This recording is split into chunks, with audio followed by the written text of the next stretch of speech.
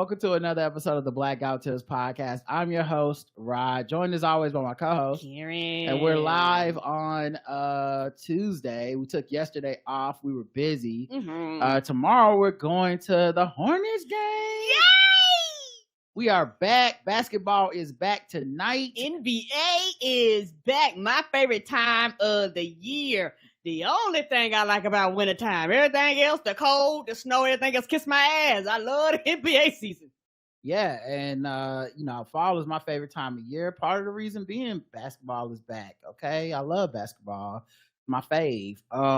And of course, just the winter. I mean, the leaves changing.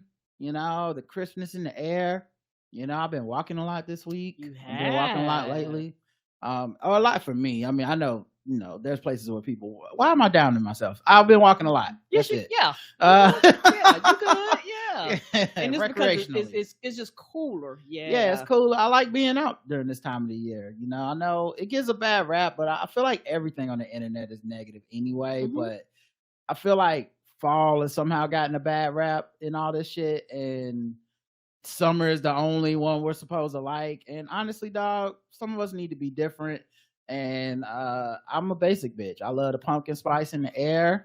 I love the leaves changing color. Ain't nothing wrong with that. It's a season of renewal because things need to fall away, leaving more space for other things to bloom. Come on. And you know, this is my best creative time. This is my favorite time of year, and I'm just I'm happy as hell. So all right.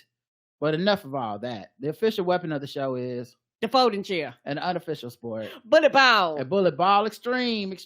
And now it's time for some banter. Of course, we need music before we banter, though. So.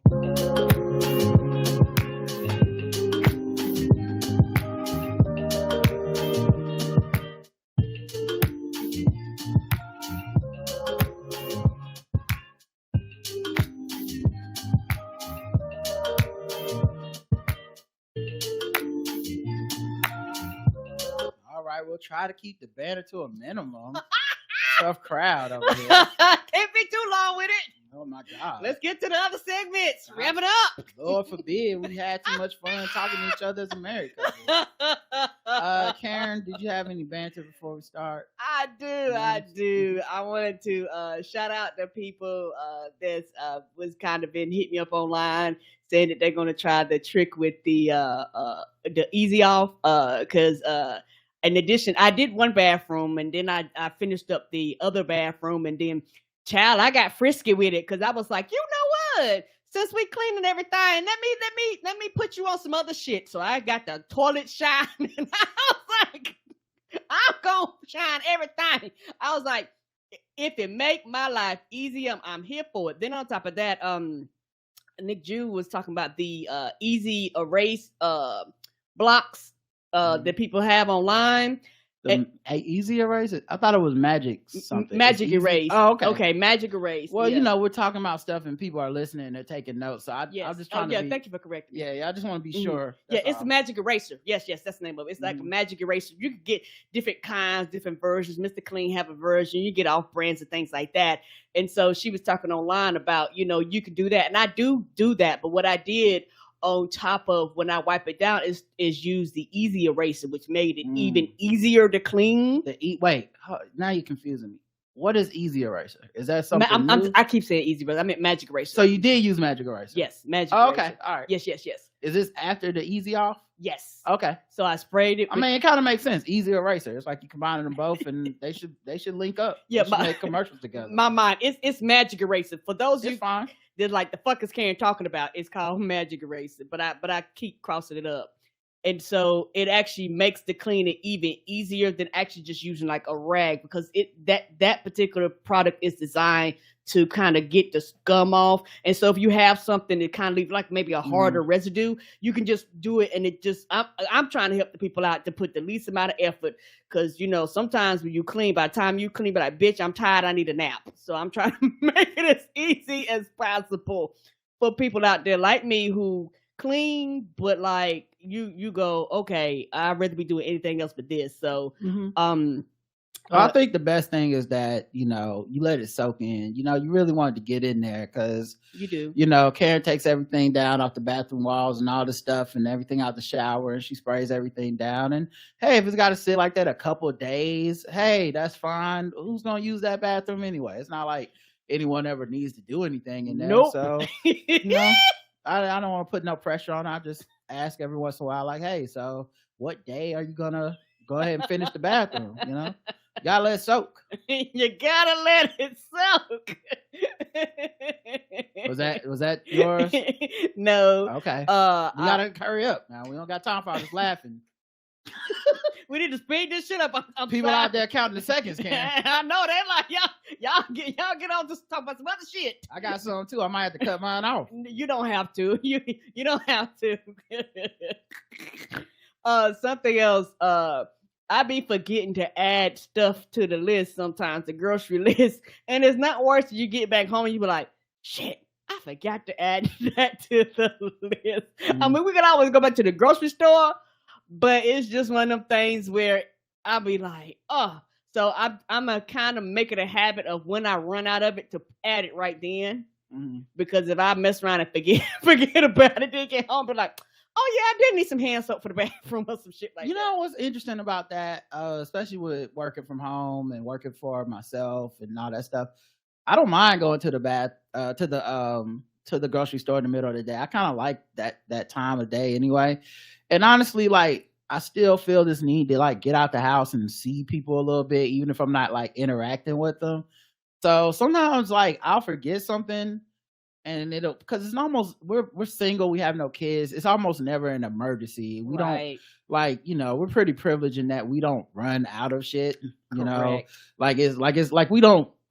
one of these last second shoppers where it's like, now that I'm down to just one piece of toilet paper, I guess I'll put it on the list. Like we're like, all right, we have enough toilet paper for the bathrooms, but the kitchen, what pantry has none in it, so we'll restock that. So we don't really get into dire straits very often. We just down to a little bit of milk, or we finished the milk off. Okay, we have, and so sometimes I like being useful, and going to the store in the middle of the day is a good like relaxing thing to do. Sometimes I have my headphones in. Sometimes you'll go with me or whatever, and yeah, so I don't mind going to the store. So don't stress about it. Okay. We privileged enough to be able to just go the next day if it don't work out. Yes, and so I thought about that. So I was like, so that was the thing. And don't give me a motherfucking excuse to go to a specialty store, because like sometimes I have stuff on the list that only at certain stores. Like right now, Publix don't have Tortilla Factory corn tortillas anymore. Oh, them the best tortillas. And those are the best ones. Yes, it's not even close. It's not even close. I like, you know what I'm saying? No, I don't want to get into the tortilla beef situation, right? But man, fuck everybody else out there. Okay, y'all not banging with Tortilla Factory. You not banging at all. Okay, Tortilla Factory is Tortilla Factory. They fucking I see that little lady on the cover. I know she gonna take care of me. I know my shits ain't gonna fall apart. I know they ain't gonna cut down the middle. I know if it's a little juicy, it still gonna hold. I be like, child, you put your foot in this tortilla. I done had the juiciest of motherfucking tacos up in here. Okay, with no breakage, no breakage. The rest of y'all could never.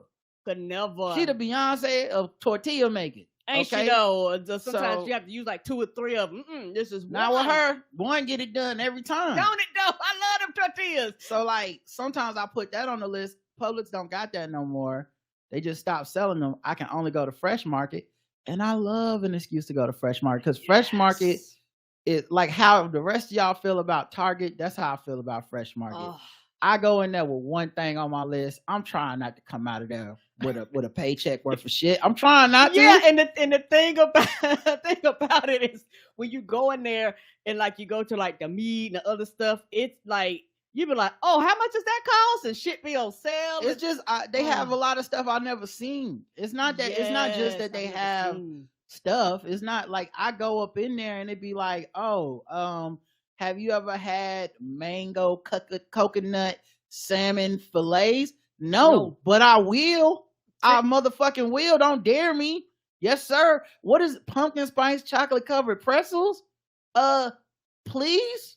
Yes, please. Put that. I know I just came for tortillas. But y'all motherfuckers got, individualized pizza slices up in here. Right. Y'all got sushi that's better than some restaurant sushi, and it's half off on Thursday. Chad, yes. Roger came in here with some sushi, and it was, when I tell you, it was like close.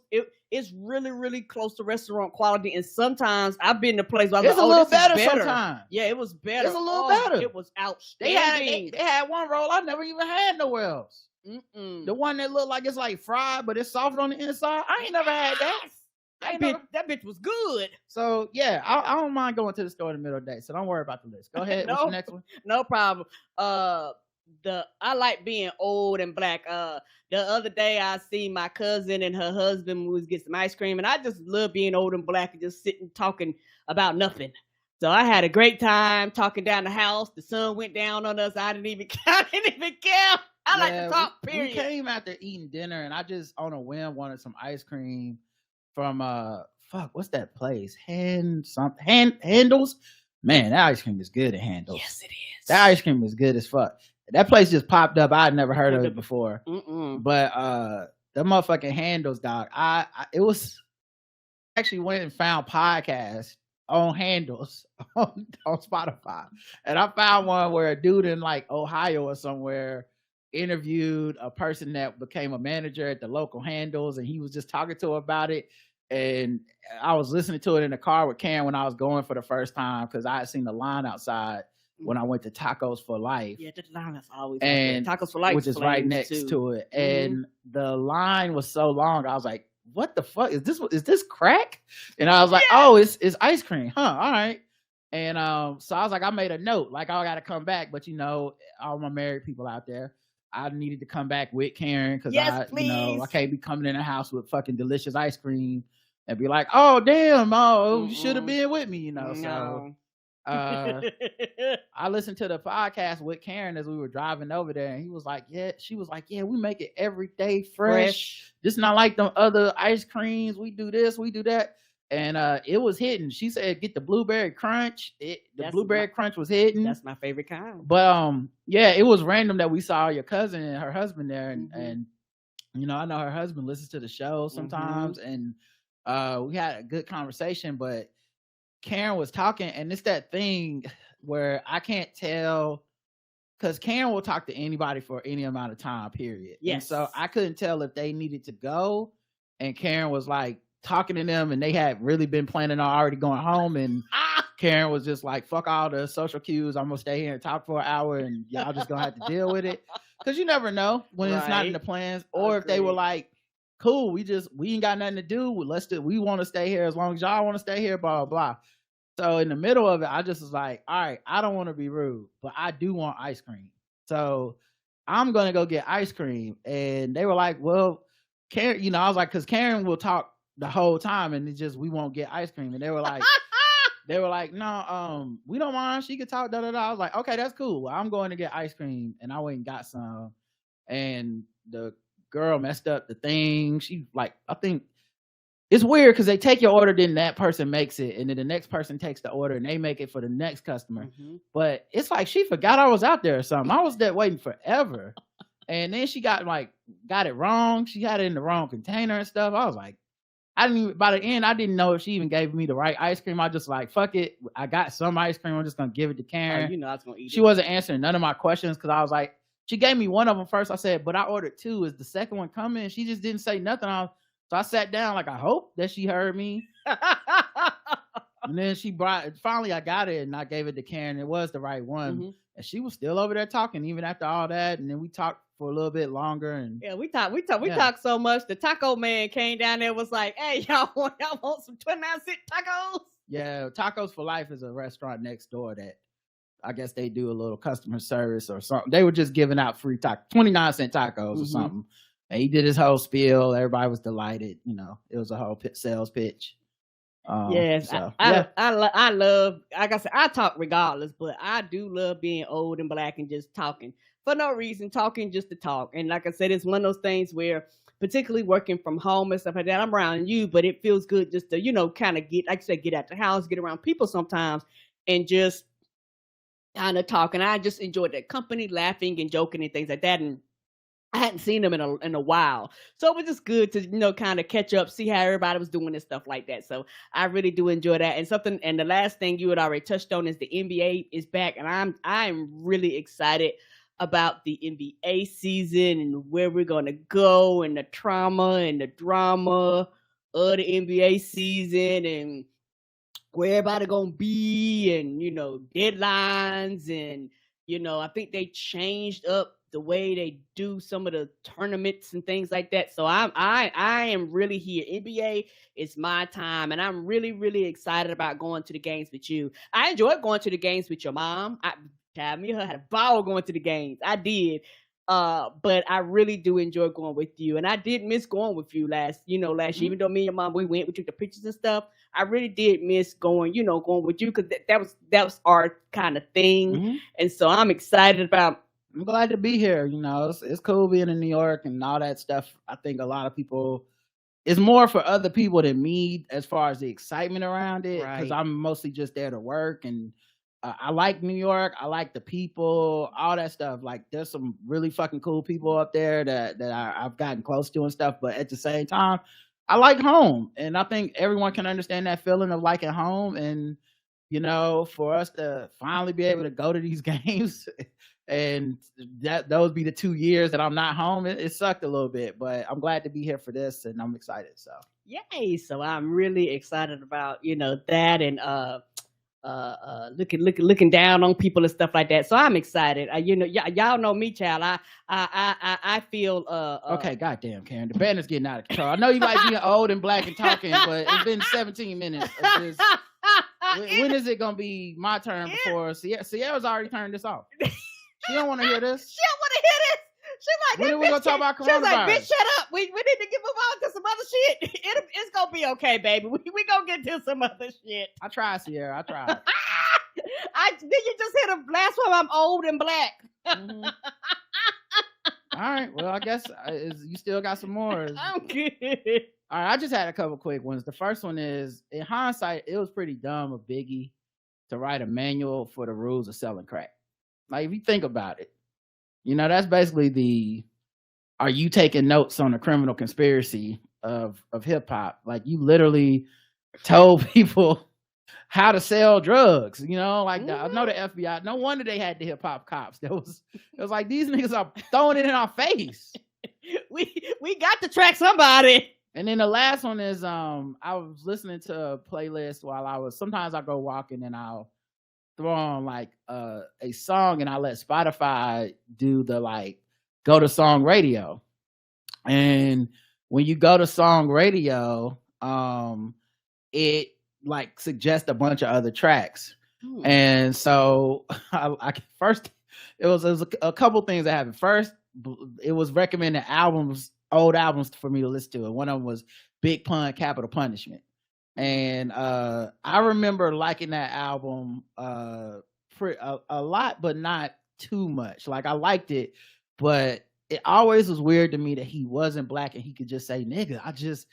I'm not from the North, so it just was all at that time, weird. Him and Fat Joe, I was always like, what are the rules? I did not understand. But it's fine. I knew no one else seemed to have a problem with it, but I just didn't get it. That's why I'll probably never be mad at Aquafina the way y'all are. She don't even say the N-word and y'all be mad. And I realized that rule only applies to the men. Right. But I just thought it was weird. It's whatever. It's whatever.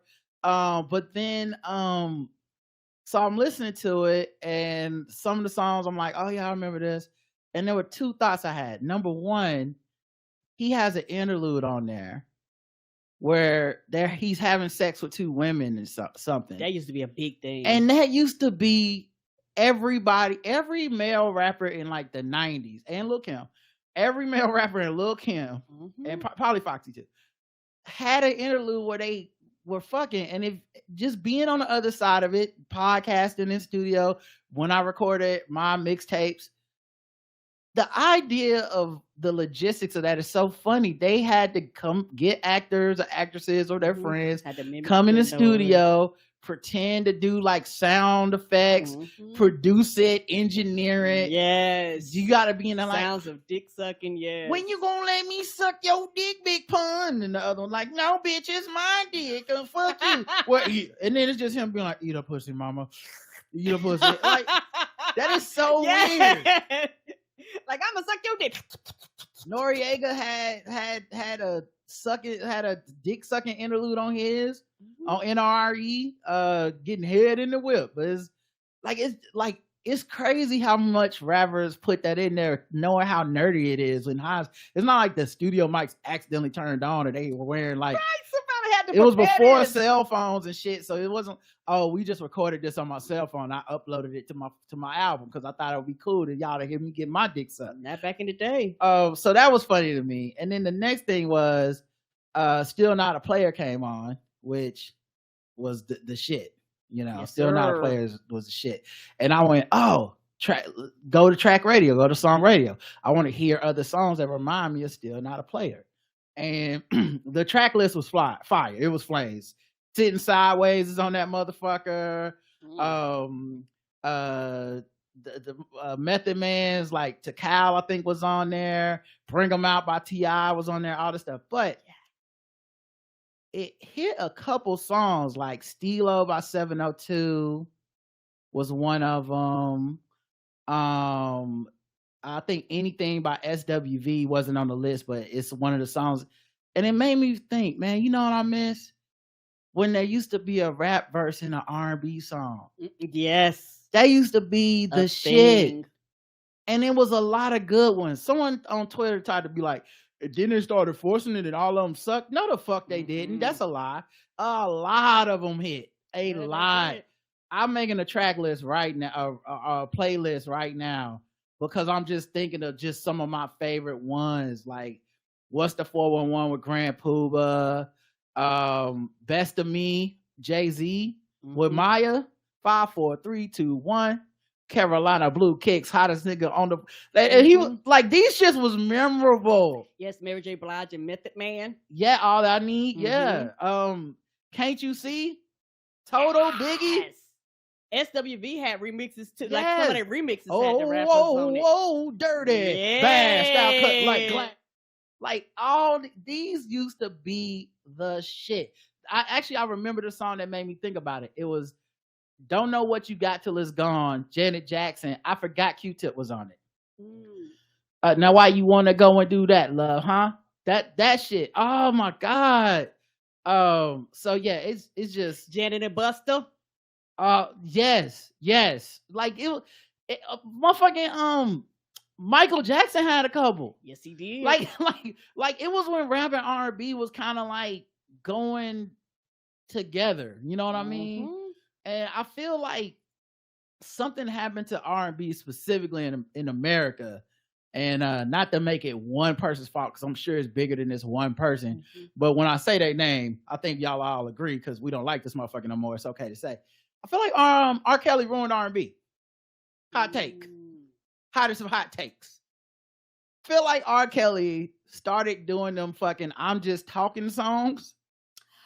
Right, not really singing. And it's not singing and it's not rap. And then just, and I'm sure it's deeper than this with features and albums and budgets. I'm sure it's deeper than this. But just in general, I feel like he was the first dude that was like, you can be an R&B singer and you don't gotta sing no more.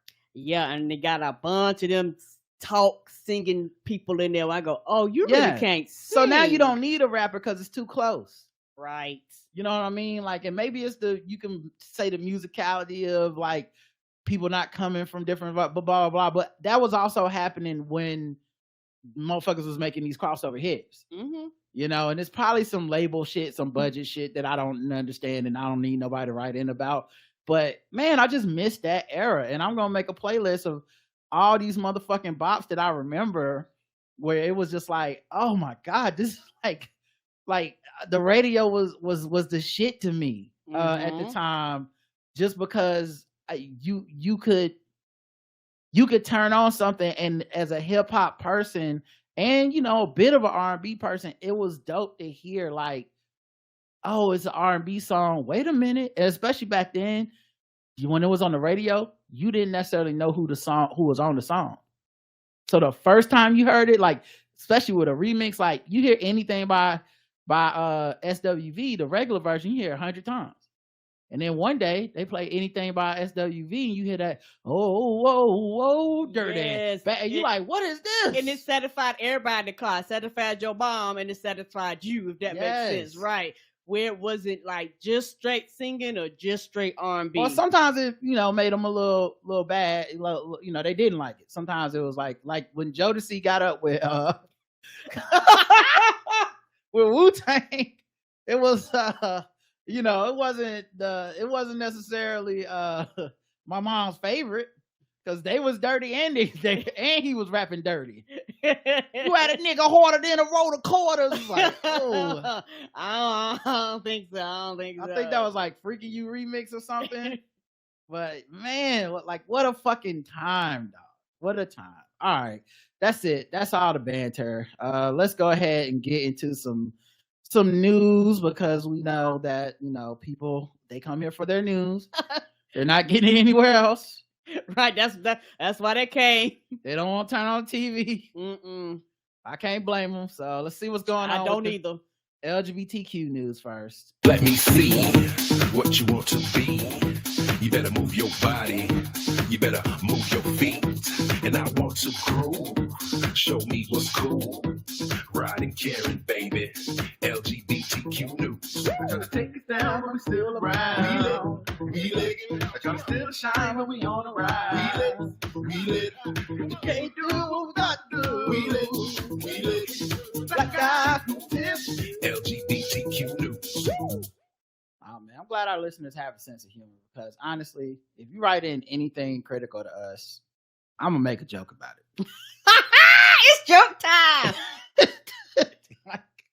That's how we show love through jokes. I'm sorry, but that's the policy. I'll listen to your critique, but it's gonna be funny after a while. I know they'd be like, I wish I didn't even say shit. They picking at me. They was just gonna do that shit anyway. 30 minutes of banter. Talking about nothing. Get on. I need to learn the news. Right when those praise dad for rejecting daughter because LGBT people infest our children. What? Yep. That's what they doing over there, the right wing. Conservative Blaze TV host Steve Deese recently applauded a viewer for refusing to accept his lesbian daughter. Imagine just like Christ would, right? Just like a Christian, just like Jesus taught us, right? You're just supposed to just reject your children. I remember the verse. He said, and fathers reject thy child if they out here doing stuff you don't like. Get them out of your life. Don't support them. Unconditional love, I think not. I remember that. I think not. It was in red. It was, so I know he said it. I don't think it was in red. He said unconditional love, psych. And I unconditional love, why? And I say psych unto thee. What? Come on, my apostles. His reaction came in response to a letter from a viewer named David Biddle, who said he's a fundamentalist Southern Baptist and a culture warrior. Now it's funny how social justice warrior is pejorative. Culture warrior, man of God. Thanks for calls. Thanks for support. He said he loved the Lord. He said his daughter loved the Lord and that his world and sidekick until her sophomore year of college. Then she got grabbed by the lesbian cult. Yeah, and this is why I was listening. Think about it. They listened to the Daily and they was talking about kids going off to school and things like that, and why it's this big divide and why so many people aren't sending their children to school. And they was talking about, liberals, and they were talking about, people that are conservative. And they were talking, one reason why is because a lot of them are feared that when their kids go off these quote unquote liberal schools, that quote unquote, they change, they're not the same, they start being enlightened. And, some of them might come home and be like, hey, something wrong with everything you taught me. And they don't want to go through that. So sometimes they kind of encourage them not to go to school. That's a very white point of view. But it's also the shit costs a lot. It does. Yeah. On top of it costing a lot, but I mean that's the biggest reason. I know, player. I know, player. You getting kind of loud on me like I'm disagreeing. I'm not. I'm just saying that. I'm just saying it's just a joke, but it costs a lot. So I feel like the cultural reasons start popping up a little more often these days. Don't they though? When they start doing them questionnaires, it's these Republicans look at that price tag. They're like, you know what? Go woke, go broke. Like what? You don't need to disagree. We naturally had the emotions of anger and heartbrokenness, he said, adding that he tried to convince her to change for the next year, but that she kept insisting it was her choice to do this and she just likes this better. Within a year of her conversion, she was engaged to a girl as she became militant towards us for not embracing her choices. He explained that she said if they didn't accept her, she would cut them out of her life. So she basically demanded we deny our faith. That was demonic words coming from her mouth.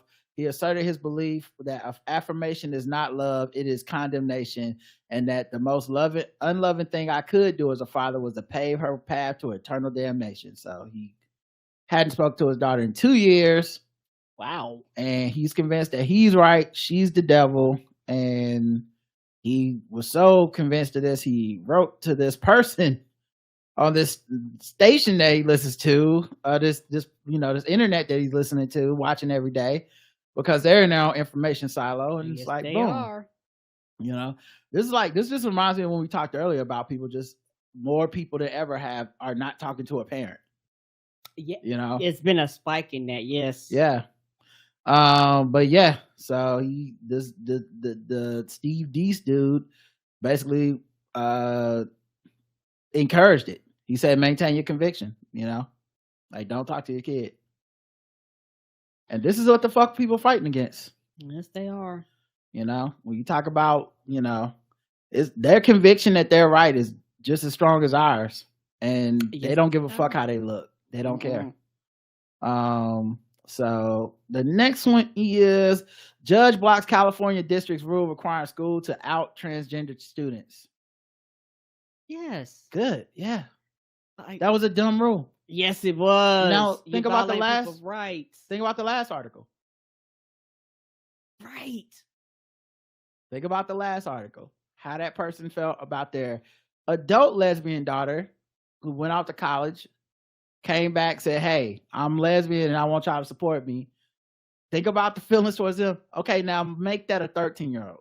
Right. Who isn't out the house, who doesn't have a choice, who can't just go get a job, who needs them for dependence, who may not be telling their parents for their own safety. Like, I don't want my parents to do something to me, put me in some type of reprogramming school or some shit, or beat me or whatever the fuck, ostracize me, kick me out of the house because they think I'm the devil now. Right. Now a teacher can just go to your fucking house and be like, I think your kid is trans, and it may or may not be true. Like right. You know what I'm saying? Like, that's what's crazy. So if I have a suspicion, the fuck? And why do we think teachers can do everything? We do. We want to give them guns. We want them looking at people's genitals. We want them out in trans kids, checking in the bathroom. We want to pay them $17.50. Yes, we want you to do everything but motherfucking teach. We want to pay them minimum wage.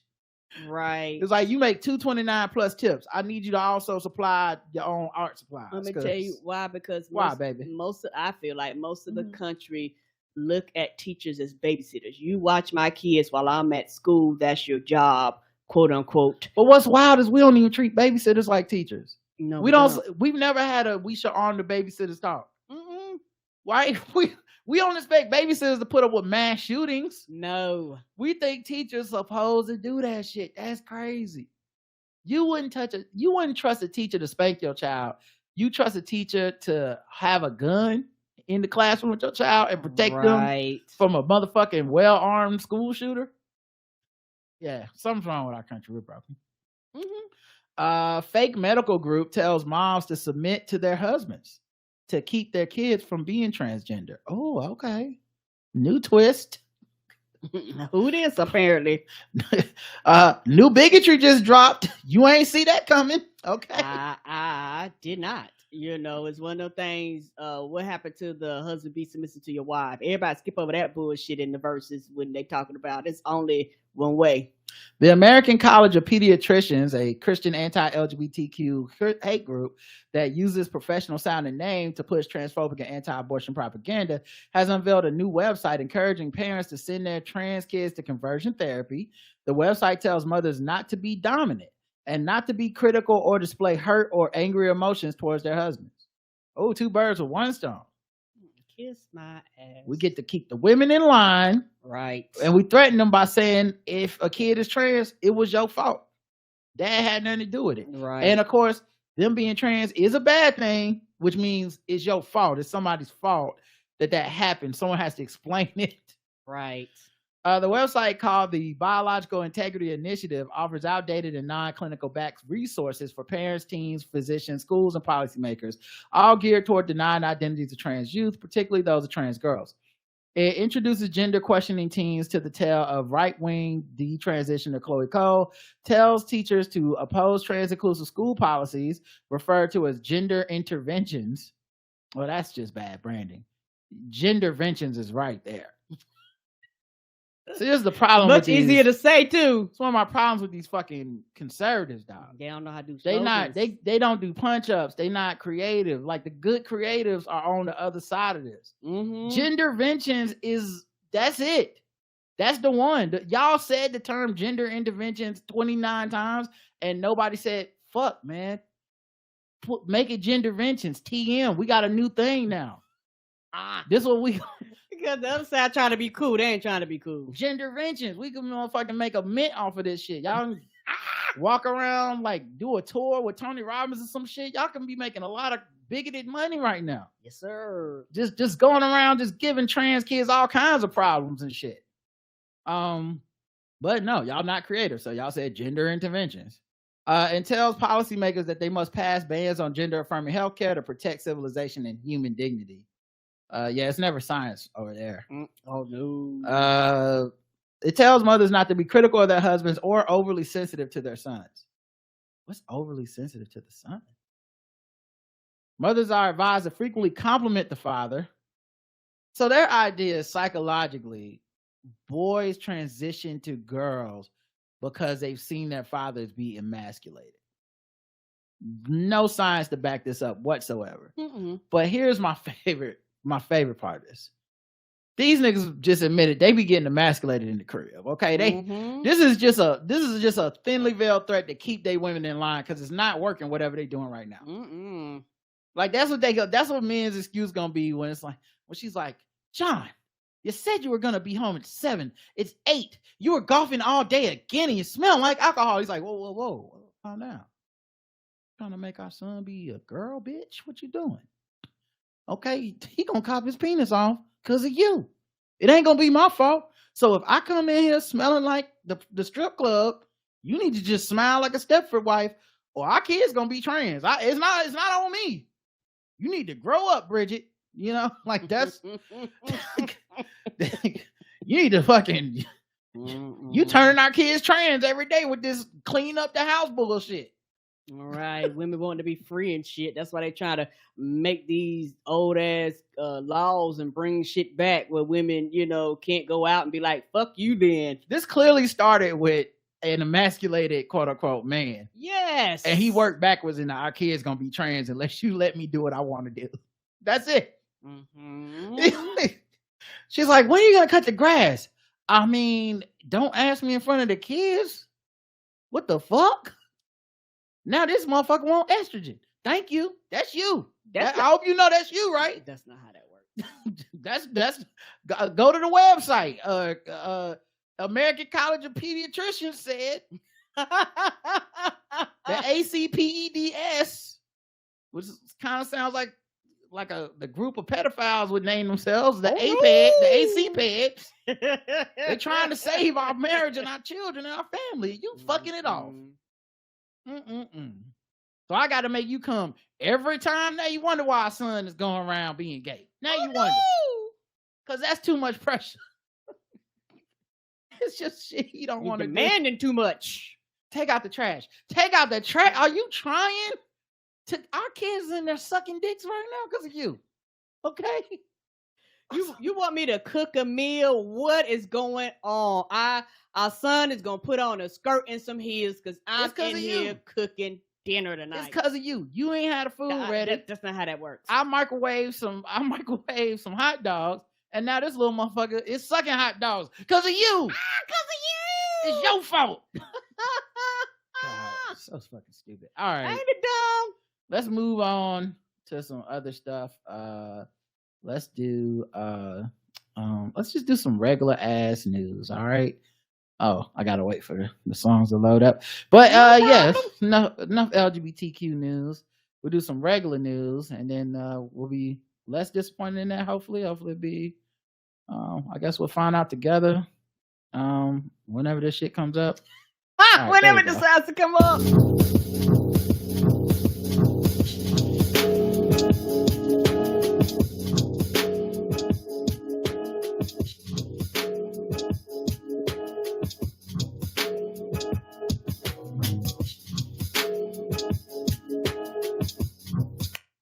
All right. Regular news. Jim Jones is not convinced, the rapper Jim Jones, he's not convinced that Jada Pinkett used to sell crack. She said that she sold crack in her book for a little bit. We know that she was friends with Tupac. So maybe that's it. I don't know. But whatever happened, Jim Jones, the rapper who does not believe it. Now, I think people should think about what he's saying because in a way, it kind of makes you wonder if he was ever telling the truth about selling a lot of drugs and all the stuff he rapped about in Dipset. Because why would you assume somebody wasn't telling the truth? Unless you were familiar with being untrue yourself. But yeah, here's Jim Jones talking about Jada Pinkett. My whole thing is, if you sold crack in the 90s, 9 times out of 10, there's still some crackheads in the neighborhood that can vouch that you were selling that butter. I don't know where Jada grew up at, but we need to go check and see. They got some fiends that can validify that she was selling that thing back in the. She had that butter on the block for sale.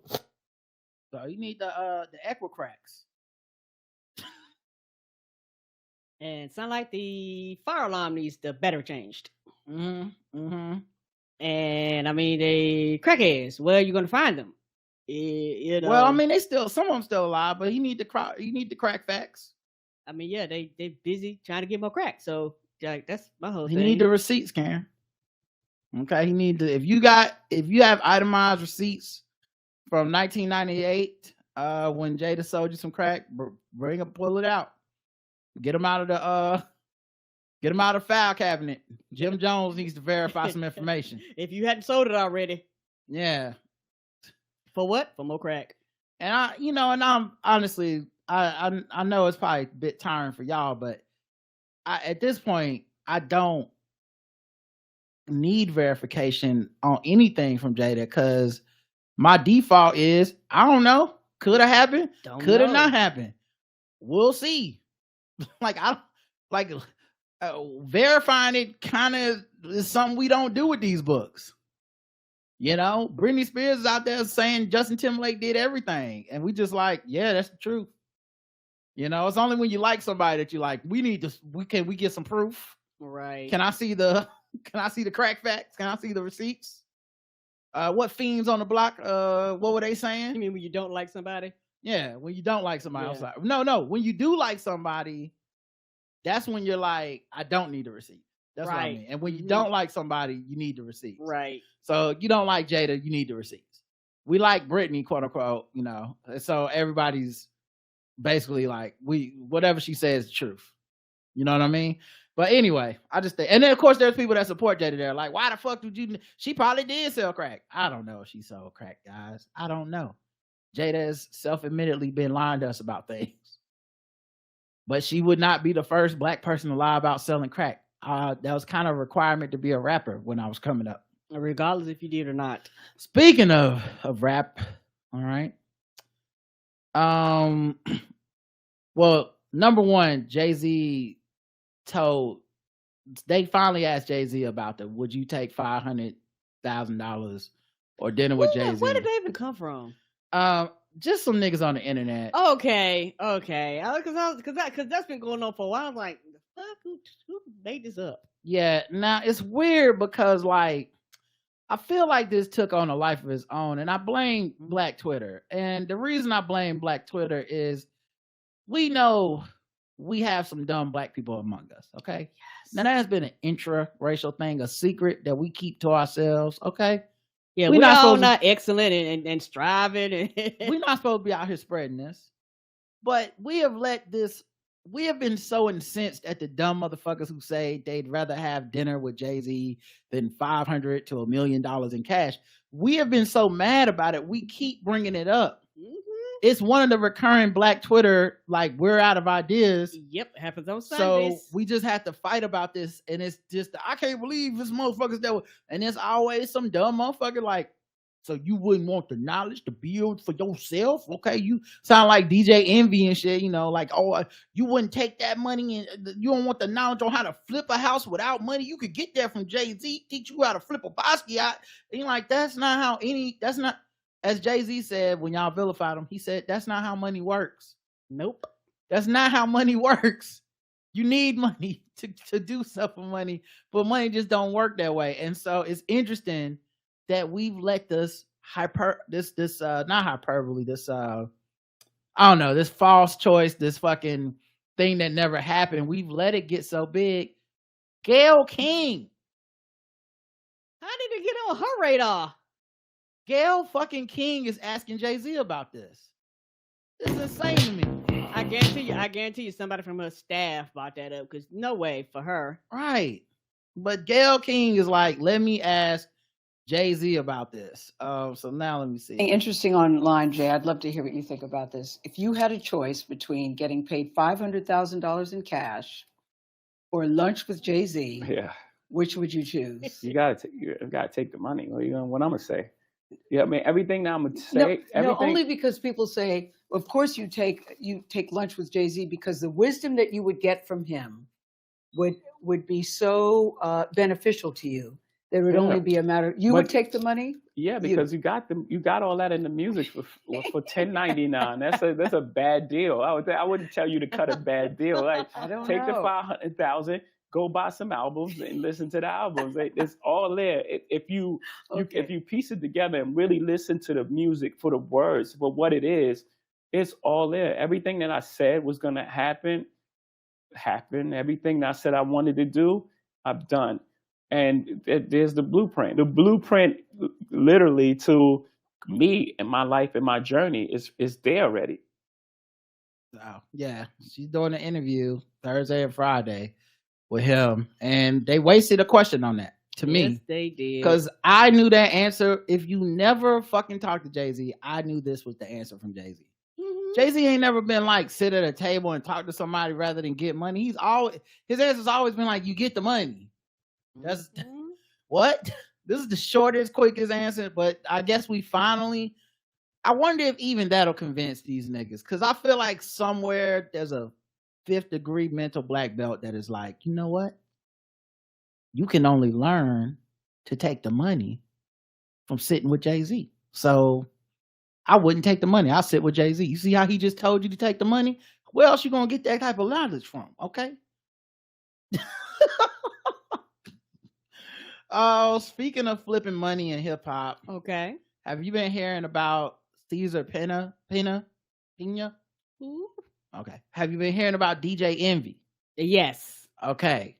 I can't escape this DJ Envy shit. Oh, is this the dude that got arrested? So Cesar Pena is his homie, and Cesar Pena is currently arrested for a real estate Ponzi scheme. Okay, yeah, I didn't know his name, but when you said that, I know exactly who you're talking about. And DJ Envy, y'all, how many, I don't know if y'all are seeing this. This might just be my feed on Twitter. How many of these fucking videos are there of DJ Envy just in 4K telling people to get in on this fucking Ponzi scheme. Like, that's why people are upset. People are like, I wouldn't even have known about this dude if you hadn't been talking about him all the time. Now, DJ Envy says he's a victim of the crime. He lost $500,000 himself, and you know, he whatever. But then there's rumors that they posted like we're looking for a co-host right now, listing salary between $130,000 to $330,000 to co-host the Breakfast Club every morning. He beamed in on the last episode or something like that. He called up the Breakfast Club during a video call. He wasn't there in person this time. So, you know, there were apparently police or feds or somebody questioned him, but you know, there were rumors like they got raided and all this shit, but Black Twitter is the worst for that.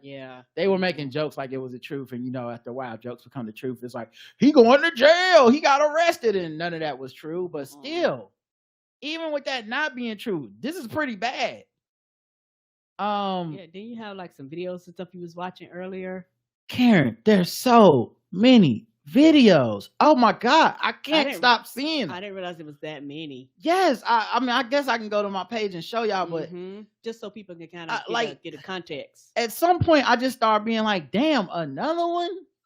Why did you film so many videos? And it just looks bad because his thing is like, I wasn't involved. I got played too. This is not about me, blah, blah, blah. But then the video is him being like, I'm directly involved. You better get this money. Don't be a sucker. Oh, no. Yeah. All right. I'm going to show y'all some. This is from my Twitter feed. I'm just randomly scrolling down to the videos so y'all can see them. He said he didn't make any money. Here's one of the videos with him and a bunch of dudes that look like him. The part of this that's been understated to me in these videos, no one's noticed. I guess I'll be the only one to say it in the first one, and I know it's kind of surprising to hear it from me, but the colorism stood right out. He only fuck with light-skinned people. I don't know if it's just like I ain't black, bitch, my daddy Dominican situation or what, but what are dark-skinned people getting the money? He was only getting it with other people that look like versions of him. Anyway. Flipping that Jay. Okay. Today, Pro Style came. This is your first time picking up rent, right? First time picking up these joints, so we don't want to see the names on the checks, but yeah. First time picking up rent, and that's what it's all about. When I tell you about creating generational wealth, that's what it is. I picked up, this is some of my rent. He owes me some more. His rent is picked up. Just getting started, baby. And that's what it's about. Pro Style jumped into the game. How many houses you bought? 3. About to hopefully close on the 4th one, right? This guy's trying to get more houses than me. He's going to start speaking at the seminar. We have like 12, 16 units real soon. You know what I'm saying? That's what it's about, teaching and learning how to do it. And that's what we're about, man. So I wanted to see you guys at the next seminar, February 23rd. I lost $500,000. I didn't make any money. And that's your video? That's your video, right? Because they was doing seminars all across like New York and New Jersey and shit, right? Yeah. Here's another one. This was a 3-family, 2-bedroom. We could only bring $800 rent roll each floor, which is not. This is him in front of like a construction, like a dump truck. The house is clearly still being worked on or something. But this is him with that Caesar dude or whatever, talking about houses again. That much money. If we decided to extend it, if you walk back here, you see we extended it. Now with the extension, we decided to make it from a 2-bedroom to a 4-bedroom. So now from 800, it goes to 1,800. People are following him? 18. Yeah, like he's giving a speech or a seminar because it's a Ponzi scheme. You get other people to like, oh, I could give you $100,000 to flip a house. And then, of course, you know, they looking for their money, hence Buddy going under arrest. But looks like Envy was a spokesman.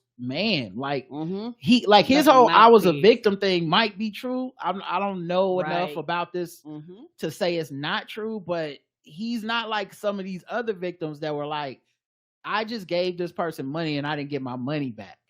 He's like he's convincing, he's like the main Mary Kay. You know? Yeah.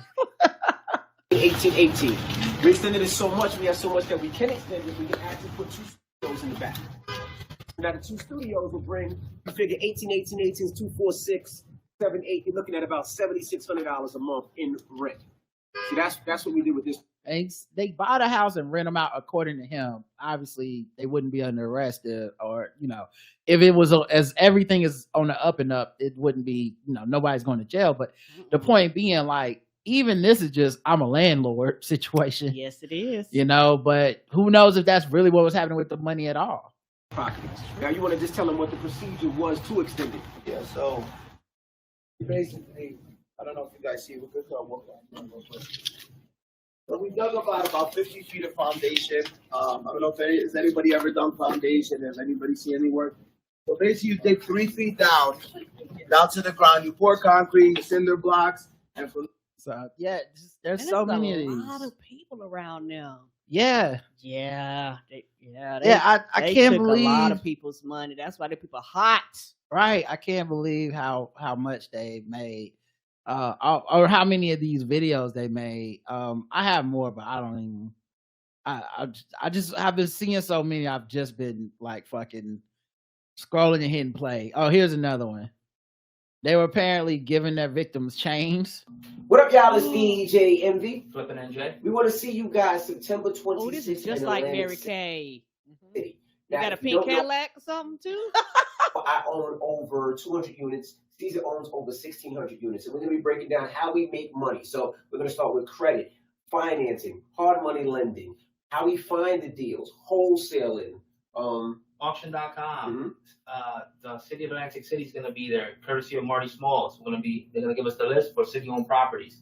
We're going to talk about, which we haven't done before, a little bit of Airbnb, that business that we're not into, but we'll have somebody there that could, guide people how to be successful in it. Pretty much everything in the world you can think about when it comes to real estate will be there that day. And not only that, we're going to be giving one lucky person one of these chains. Now, these chains are serious.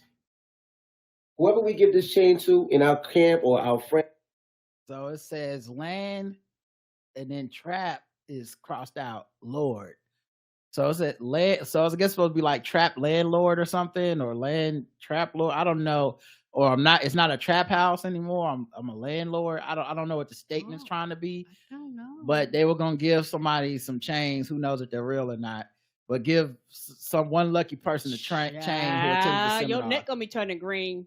They own properties and they invest. So we're going to be giving one lucky person one of these chains, courtesy of Tajia Diamonds. So we're going to be giving a chain, Pooch the jeweler. So we want to see you guys. Tickets are just $99 right now. So get your tickets. $99. Want to see you there September 26th. All right. Can't wait to meet you guys, and hopefully you guys will be owning a bunch of real estate, creating generational wealth. So we'll see you on September 26th. And that's a crazy investment when you think about it, right? We're all about the home runs, grand slams. For $100 a ticket, you have a chance of making $10,000 that day. Pretty much that's what we're worth, right? Between the chain and us. That's $10,000. Bro, that's a home. We can't help. No, we can't keep this. No, we can't keep this. We're giving it to somebody. So we'll see you September 26th. Right there, you should have known. He wanted to keep the chain. And then Who was the person that got that? Because they gave it to somebody. That person need to come forward. Where they at? The person that got it. I bet you everything happened. It was like, they melted that shit. But it's so many of these videos. It's so many. And I didn't archive them all. This is just the ones I was like, oh yeah, here's another one. First of all, you're wearing you're inside the house, but you're wearing what looks to be the ski mask. Okay. So already I feel like you're going to rob me. You get a lot of robbery energy off of you. Oh no. My guy Caesar here. Now, it is the coldest day of the year. I'm minding my business. Caesar calling Envy. I got a great crypto to go look at. No, it's too cold. It is too cold. 2 degrees, the coldest day of the year. You see, I got this. I got gloves. I got all types of stuff. Caesar don't even have no charisma either. I see why he needed DJ Envy. Yes, to be the mouthpiece. Yes. Money got no temperature. Money has no temperature. So we're out right now. We're looking at this home in Jersey. It's an amazing flip. It's pretty much done. So if you want more information about real estate, like this flip right here, this one, how much do you think we can make up this flip? $375,000. You think we make that much? Yep, all day. There's nothing to do here. Just put up the TVs and move in. All right, well, maybe it was worth it. If you want to learn more about real estate, JM. So So one of the craziest clips, and I don't even, because I didn't, like I said, I didn't save these. But one of the craziest videos I saw was Envy on the radio talking about how this guy learned to flip houses in jail, and that's how him and this dude linked up. Is the guy learned how to flip houses without spending any of his own money, and he learned it in prison. Oh no! Right. So yeah, it's looks like a bad look. Looks like a pretty bad look for him. I don't know if anything's gonna happen to him, but oh no, somebody put a link in the chat. It says, "Dog, one of GJ Envy / seizure victims said the chain they gave him broke off his neck while he was walking." Want me to send you that thing? That's hilarious. I'll send it to you in the chat. Okay, all right. That's fucking hilarious. Oh man. Okay. Look. The chain broke while he's walking. Come on, man. It's too funny to not talk about. But man, I feel bad for this. All right, so here's a clip. I invested not in real estate with him in the platform that was supposed to help people invest in real estate. So however you fucking slice the pie, you know what I mean? And what's crazy is when I went to Miami, I'm fucking walking, and that fucking chain he gave me just broke off my fucking neck. I'm walking, and it just broke. You know what I mean? I have no idea if that's true or not, or who this person is, but that's funny. That's hilarious. God damn. It's a second video, too. That's the same video. Okay, same video. My bad. Oh, man. That's fucking hilarious. Oh, man. I didn't realize it was the same. I'm not going to say anything slanderous or whatever. We're still on because I truly don't know what's true and what's not. Like, because some of people make stuff up, Yeah. and some of people do stuff for attention and clout and all that stuff. And when you right. investigate, you go, "Oh, you're just doing this just so your face could be out there." Like, you never really know. Well, also people like get in on jokes. People make TikToks, and also a lot of stuff I'm seeing on Twitter. Like, people are saying it because no one follows them, and it doesn't matter if they're telling the truth. But right, you know, I don't want to say some shit and then turn around and we're in some trouble because I'm just out here like, he going to jail, y'all. He did it. I don't know what's gonna happen to him. Y'all also made Travis Scott a murderer. Yes, y'all did. Threw him in the jail too, house too. Yeah, so I don't know, but man, so interesting. Another thing that happened I thought was interesting. Have you seen Lil Wayne's wax figure? No. So, you know, they make wax figures of celebrities, put them in museums, you know, Madame Tussauds or whatever. This is Hollywood Wax Museum in Pigeon Forge, Tennessee. And they made a Lil Wayne wax figure.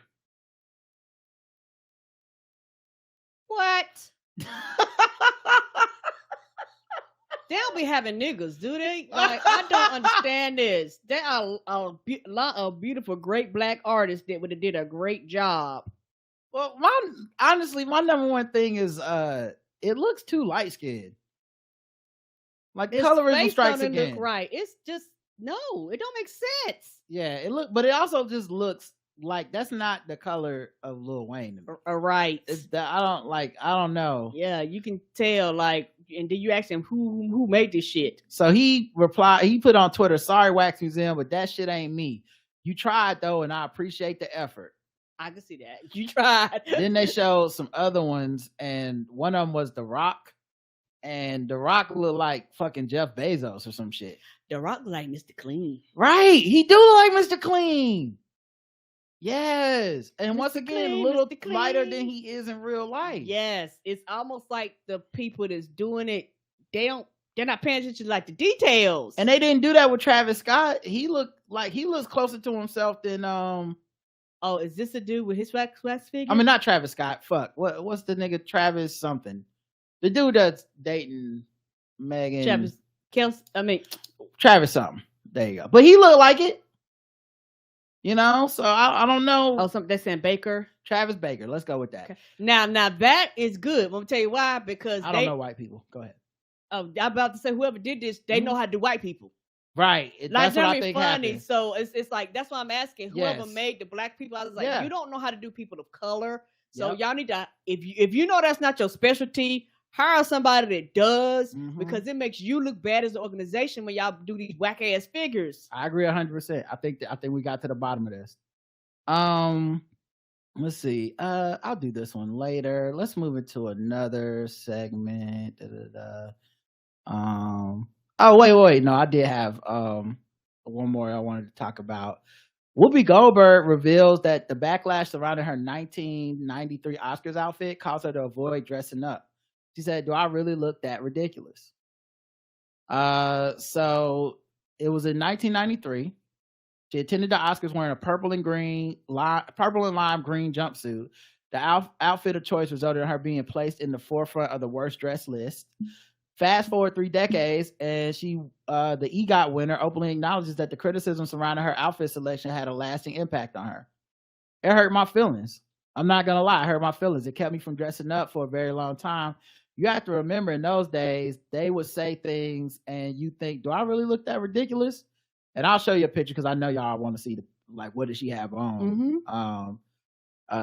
But this is what she had on. It don't look crazy to me.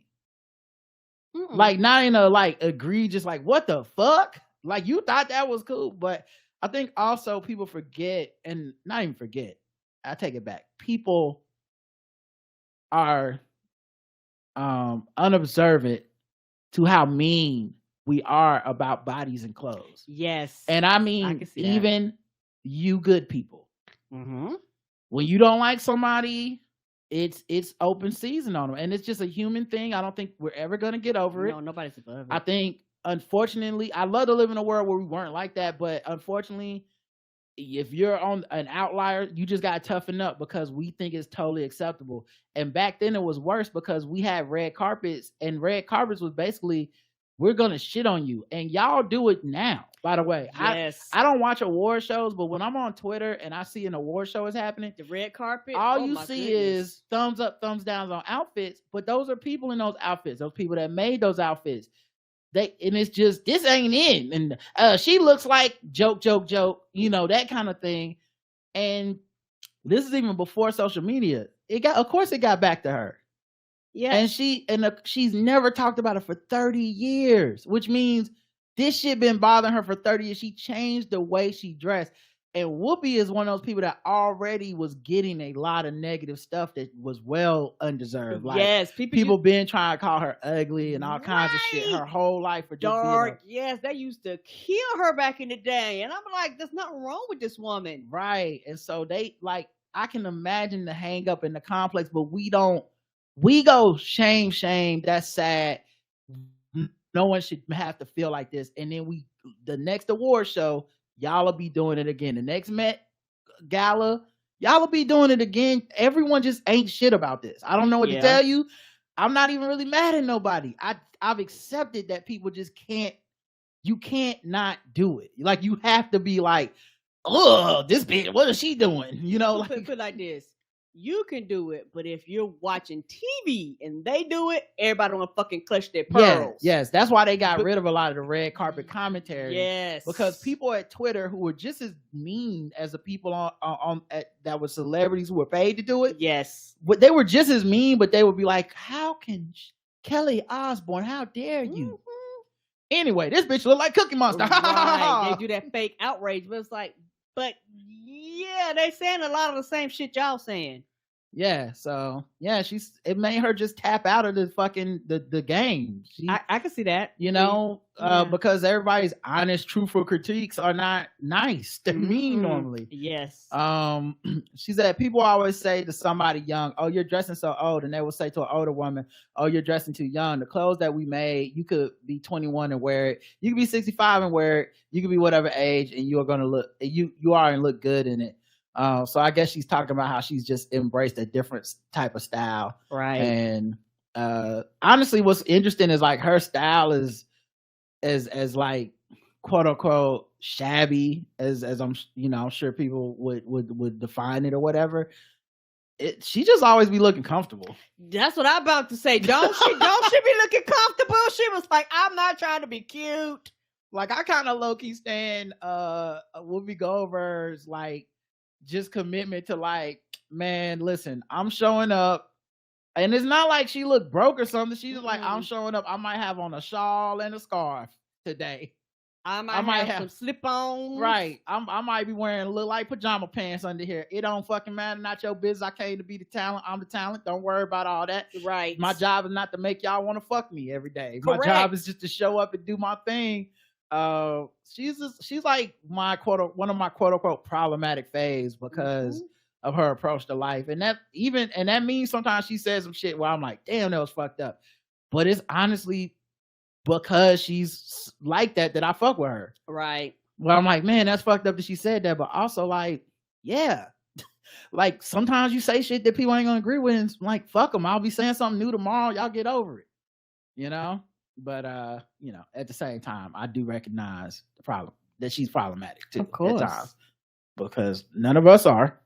We're all perfect. All right. No, I'm not. I'm not an exception to that rule. Okay, and I was speaking in sarcasm. So anyway. All right, let's get to some election news.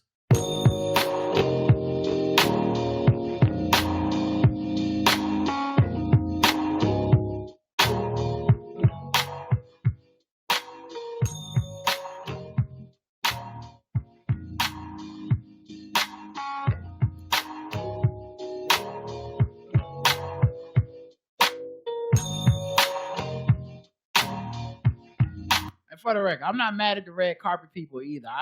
I used to love Joan Rivers. Yes. That was my girl, because she gave it as hard as she got it. Like she wasn't even off her own list of motherfuckers that she talked shit about. Right. And most of these people that do that shit online, if you blow hard at them, they gonna fall out. So it's not the same. Right. It was when people tried to switch over into the like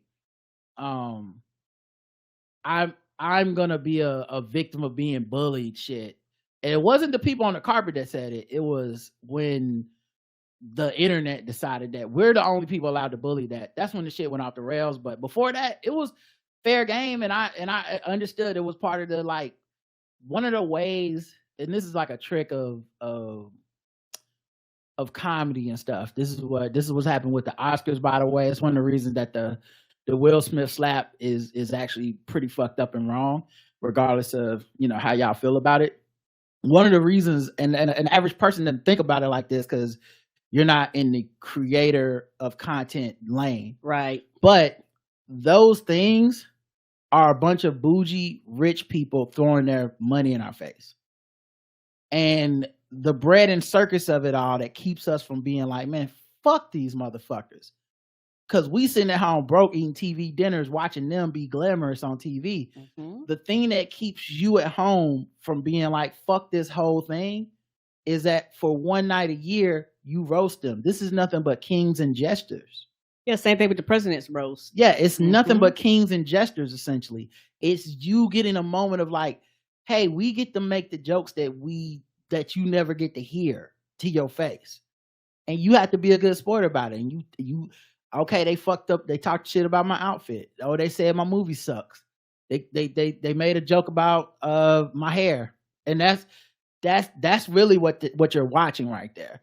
And so when Will Smith gets mad, when someone really does cry because you picked on that outfit or something, it fucks up the illusion. Yes, it does. That this is all just like, hey, I'm rich and I'm above criticism. You can't bother me. I'm living your dreams. I'm famous. I got all the money. You want to be me. And if once a year you say my dresses doesn't fit, but people are starting to speak out of, Whoopi 30 years later is like, it fucked with me. I can see that because they're people. Right. With Will and Jada, we know it fucked with him because he slapped that dude. Mm-hmm. So it is interesting to be in this time. Not calling balls and strikes as far as who's right or wrong, but right. Just this is something I've observed. Election news. Ain't been no election. The House remains paralyzed with no end in sight. Speakership battle is what they 21 bananas. days. Like, and it's ridiculous because now they got like 10 people wanting to throw their hats in the ring. I was like, we ain't never gonna get a fucking speaker. Grand opening, grand closing. They had a dude actually. It happened so fast I forgot his fucking name. They had a dude who was like he won the behind the scenes secret vote today. Okay. And so today. he had enough. So he had enough of a support that he was like, okay, 6 people, 10 people ran or whatever. I got the most votes of those 10 people. Now let's have another secret vote. Do I have enough to win? Right. In that secret vote, he lost. He took his name out. That was 4 hours later. Yeah, because they know it's a fucking shit show. Like, and it's one of those things where, and then you had, I forgot that one dude who forced everybody to vote. He lost. Forced everybody to vote again. He lost again. And this is why they having like 10 people throw their hats in there and all that shit. Because, and I think everybody's kind of scared too to get the job, because they go, if I get this job, the second I do some shit y'all don't like, y'all gonna put me out anyway. Mm-hmm. I'm just saying. Mm-hmm. These motherfuckers can't do shit. Yeah, his name was Tom Emmer. Tom Emmer ended his speakership bid after he too failed to get the support of 217 Republicans, which is the number he would need to win the job on the House floor. That was like 4 hours after he was the number one vote getter of the people they put up there. Mm-hmm. And I was, all jokes aside, I was telling people the whole purpose is chaos. They don't want to govern. They don't want to run shit. And we actually need the government to function, y'all, because y'all do know we a few weeks away from them having to balance the budget, and they didn't even want to put a substitute person in just to get shit rolling again. And so literally everything is at halt. And in this case, he's more of a moderate Republican. What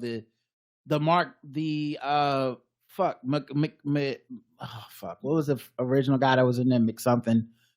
McCarthy. He's more of a McCarthy type of Republican in that he's voted for like the right to abortion. He's voted for it.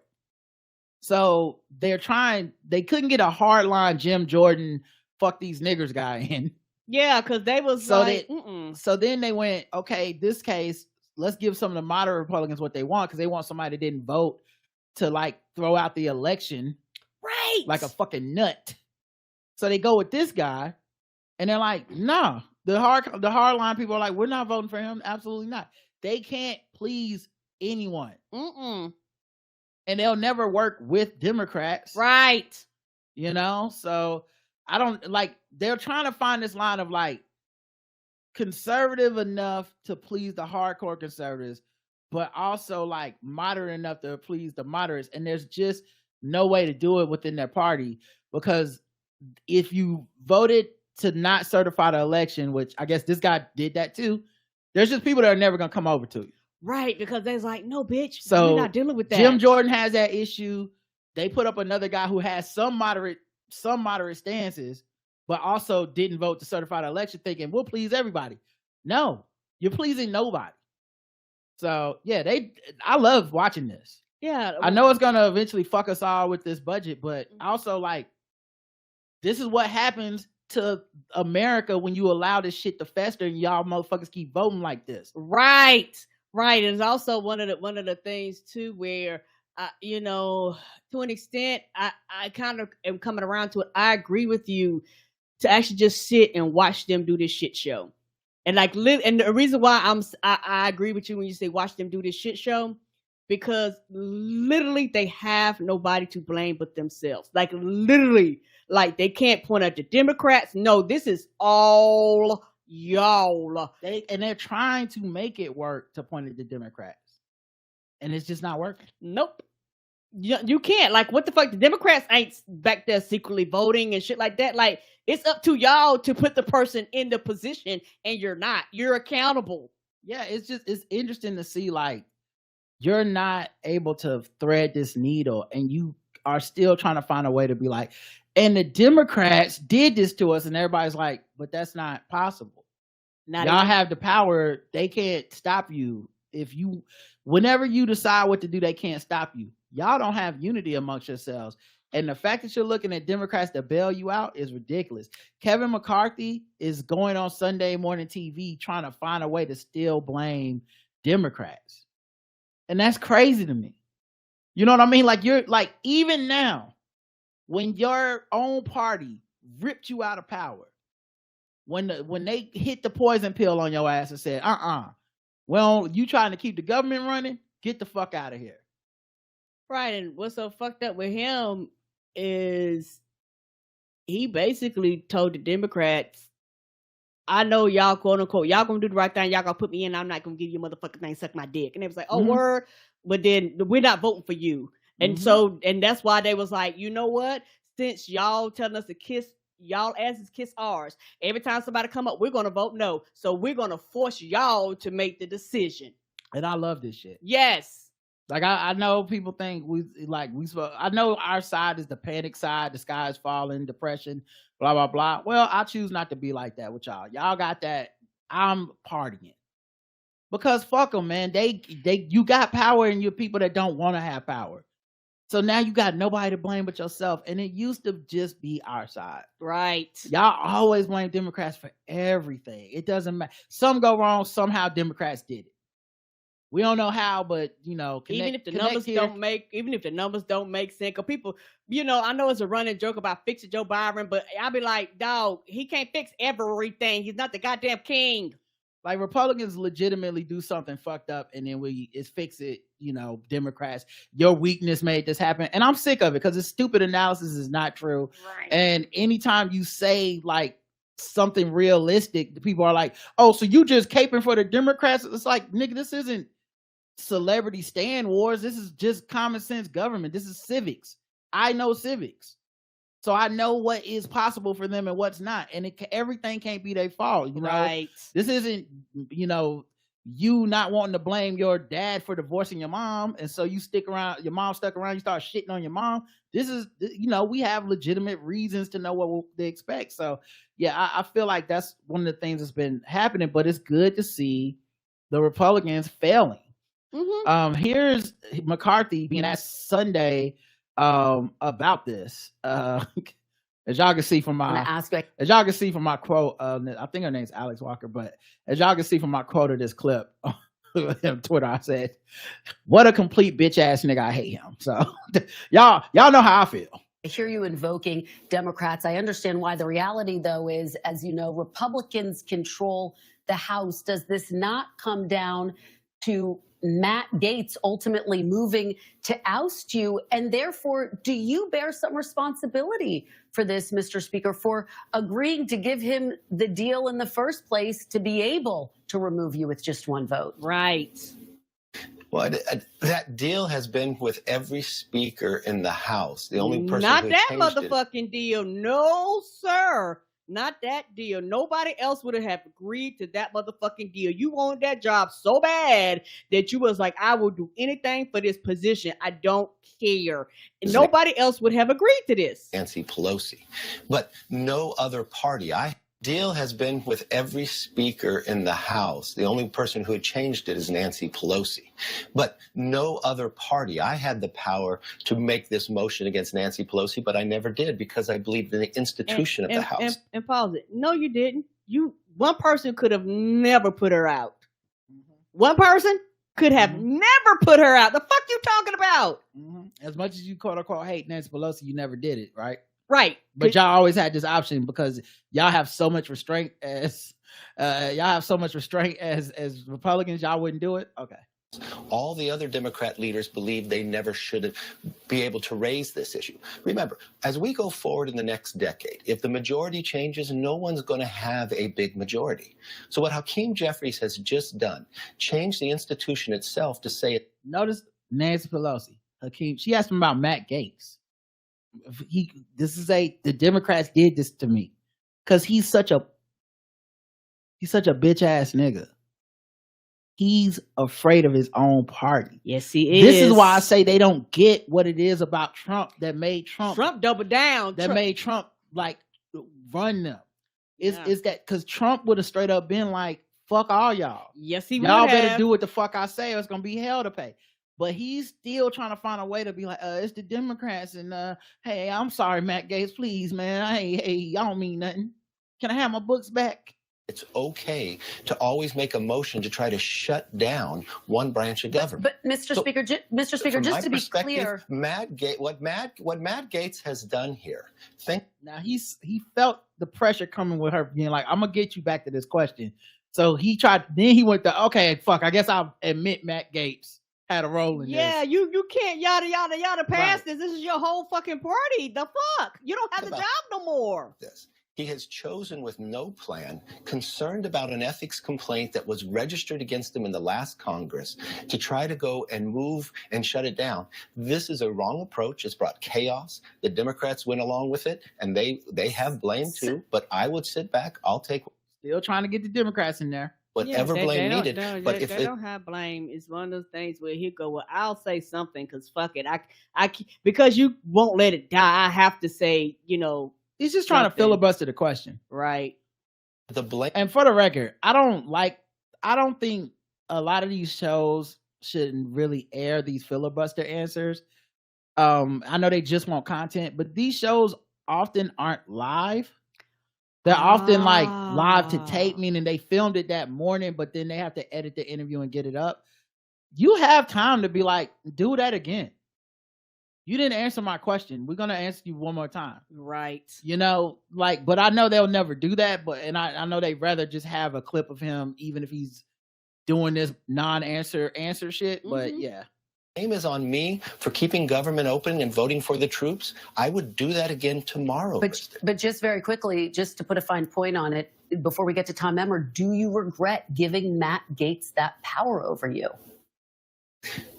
You don't have that choice. You have 218 votes to pass a rule. No Democrat would vote. They all voted just like they did to shut this throw me out. They all voted against that rule as well. So they wouldn't help.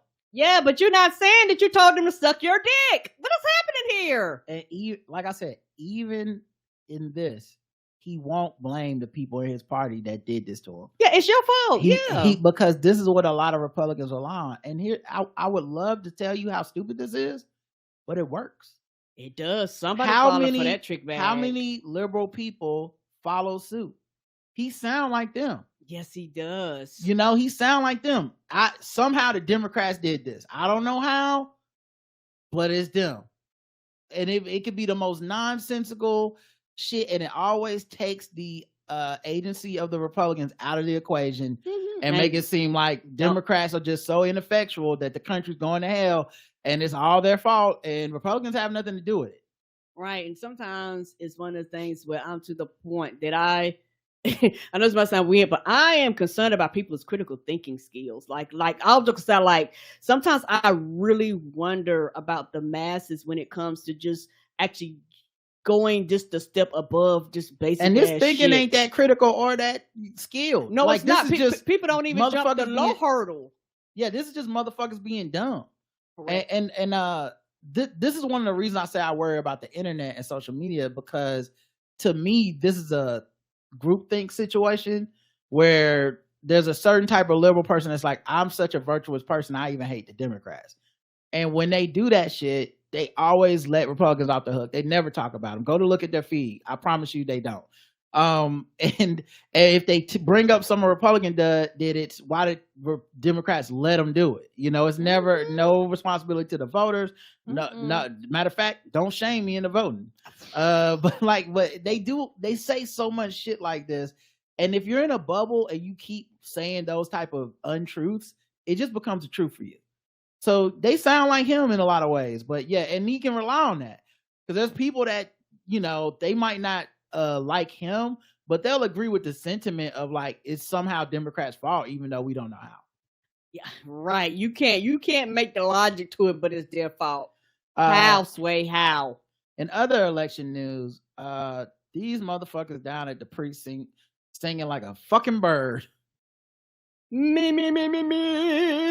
They are rolling. Right, because they ain't got no money for no 5 months of trial and shit. They ain't Trump.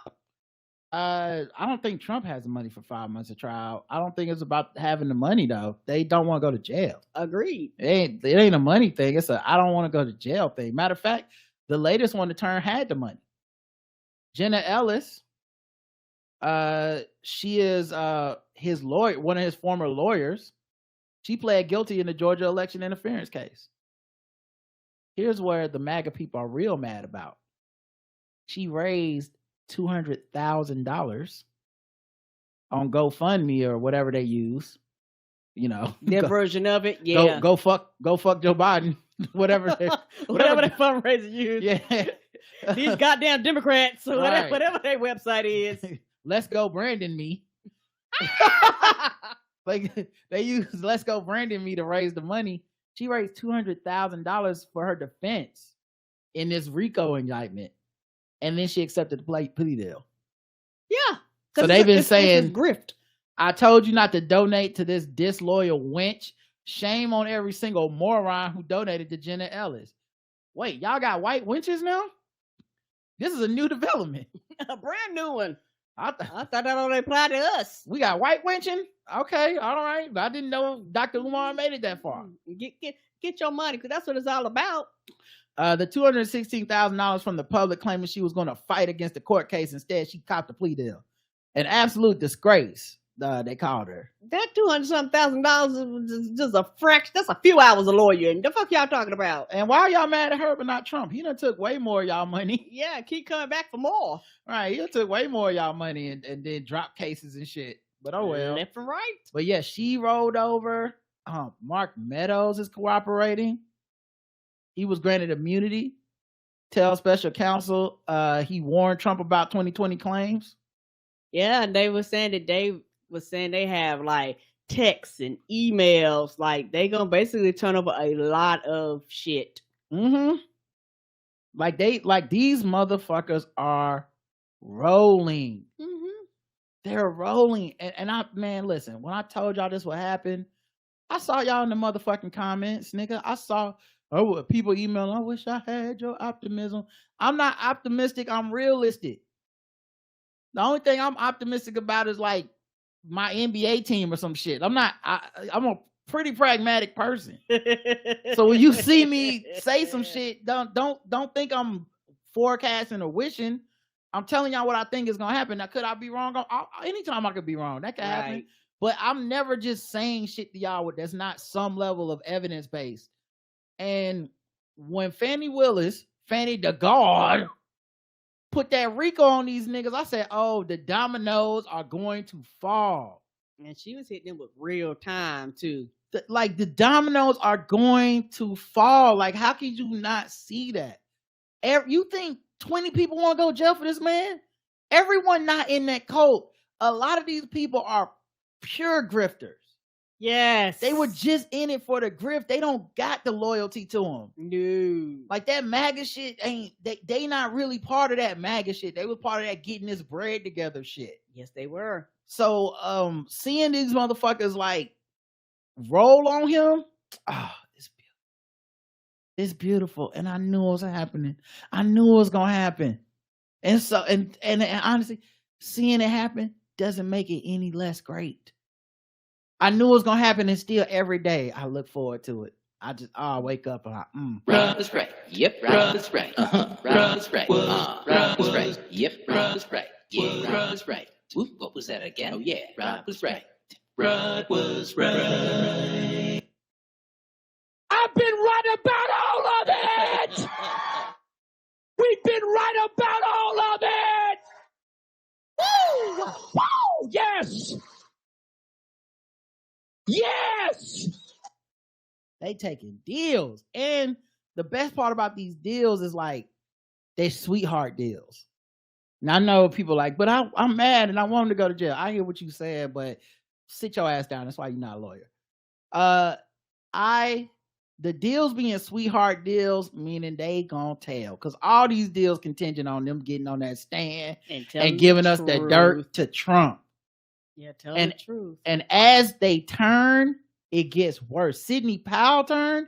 The rumor is they were supposed to be pinning it on Sidney Powell. They thought she was going to be so loyal to Trump that she was going to go down with the ship and allow them to say, Sidney Powell, I ain't never sold no crack in the hood. You know, it's the light-skinned brother. They thought she was going to pull the hey, it's all me. I pin it on me, Mr. Trump. I love you so much. And they were like, yeah, so Sydney flipped and got her a nice sweetheart deal. She ain't even gotta go to jail. She's got to pay some fines and testify to her role in this. And that motherfucker's your lawyer. And Trump could come out and do these like press conferences where he's like, I don't even know the woman. Nigga, they know. And you know they kept evidence and everything because all those motherfuckers are such grifters. They had exit strategies. They want book deals. Yes. I know they kept notes on him because no one fucking with him didn't know they were entering into a criminal conspiracy. Nobody. There was like, I'm on the ride until the train stops. And if he thinks he can trust these snakes, he's dumber than I thought. Oh, he know he can't. They know they can't trust him. Right. So like Rudy Giuliani at the end of the day is gonna end up folding. He's not going to prison for this man. You know, maybe he'll catch a couple. But that's why I say Fannie Willis to God, because when you put 19 motherfuckers up there, a couple saying I'm standing by him, okay. I got like another 15 of y'all that ain't. And they got all the text. Text go two ways, y'all. Right, which means we're gonna be using this shit at your trial. Yeah. So oh man, honestly it's better than sex. This is great. Fuck this dude. I fucking hate him, and every time somebody turns on him, I just feel so good about it. So you know what? It's a great day. Great day. I hope y'all having a great day too. All right, let's do one last thing and get out of here. Okay. We should probably do some guess the race. Been a while. This time for guess the race. This time for guess the race. This time for guess the race.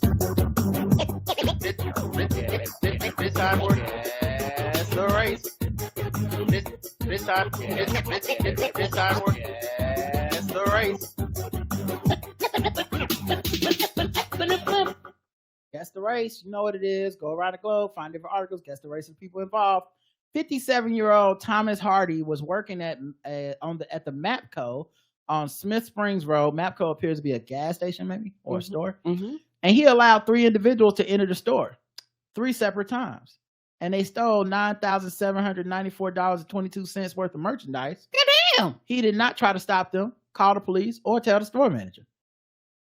The thieves stole from the front of the store and the employee-only back room. When the store manager, Miss Heather Azevedo, arrived, she noticed that the merchandise was missing. Well, it's hard not to miss $10,000 worth of shit. Right? Mr. Hardy provided no answers about where it had gone.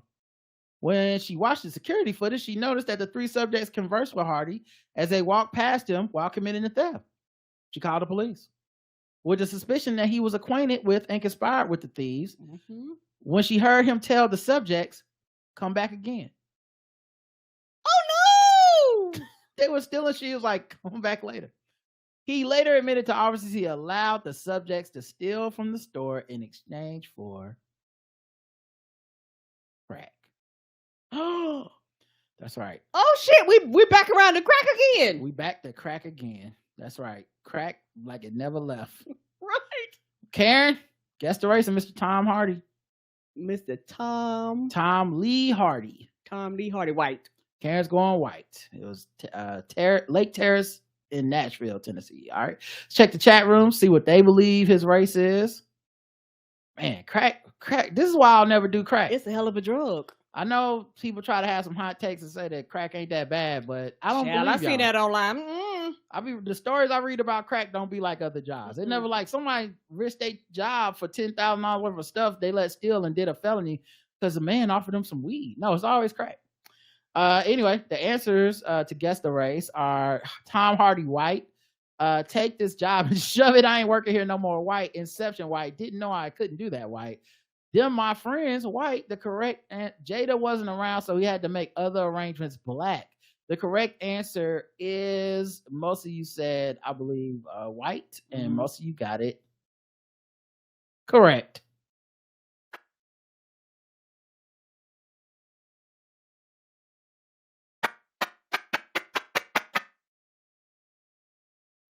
black.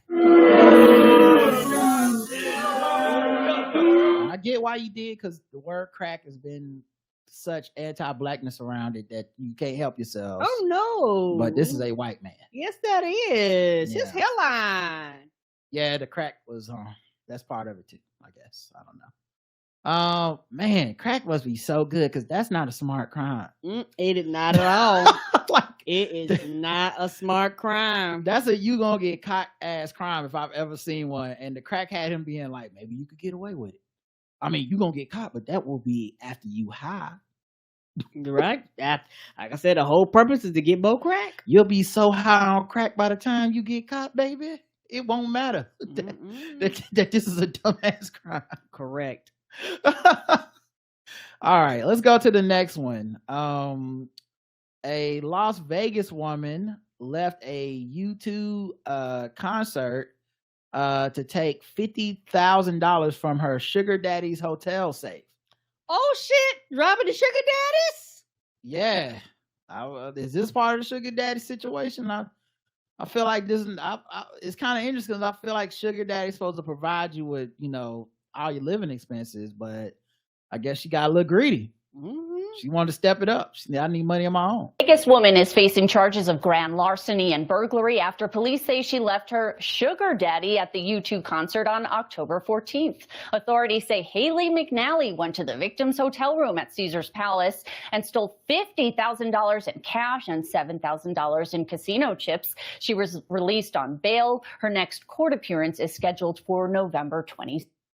I just picture, I don't know why, but I picture her sugar daddy being old as fuck. Matter of fact, after a man in his 50s told police he was the victim of grand larceny, he told police he met a woman in her 20s. So yeah. That makes sense. And it's also one of the things I was thinking, yeah, how can you report it? You could you be like, look, I'm a sugar daddy, and this bitch stole from me. It's a problem. Yeah. Sugar daddies unite. It's gonna be some sugar daddies gonna be getting together. They're gonna talk about it. What's your name? Hi, my name is Bob, and I'm a sugar daddy. Hi, Bob.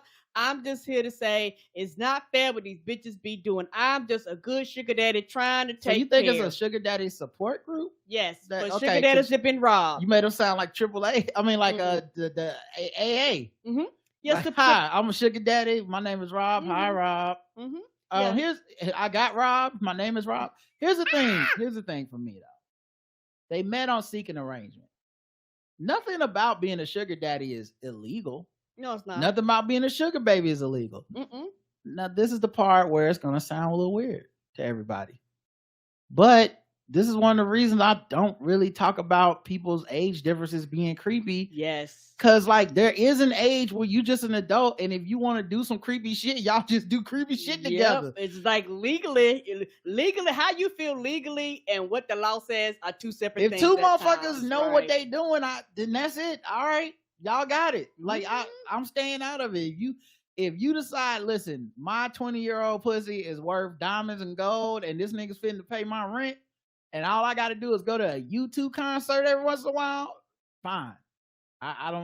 That's y'all's life. They met on seeking arrangement 5 weeks prior. And I guess arrangements. She was seeking the fucking code to that safe. Yes, she was. That's the arrangement she was looking at. She's like, 17 to the left. But yeah, so that's the race of this woman, Haley McNally. I'm going a white if I didn't say it already. Okay, all right. Karen's going white. Let's check the chat room, see what they guess. Beautiful white. It's a beautiful white day. Bono, white. U2 concert, white horse, white. Ain't no black Haley's white. What about Haley? The fucking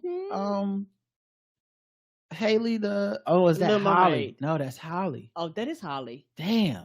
I don't know. Maybe I thought it was right. Haley because I've heard people pronounce it both ways. Okay, Chloe. Yeah, I've heard it pronounced Chloe and Haley and Chloe and Holly, but I don't know. Anyway, U2 can take a man for all he's worth. White now, sugar free white. Oh no!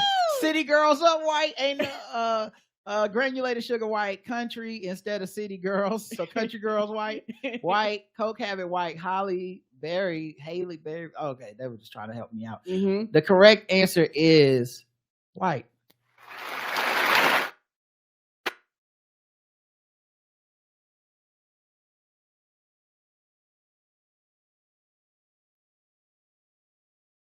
And no one said it, but I'm just gonna let y'all know. I would have actually gave you credit if you said black, because I feel like you shake her tree. It's something there.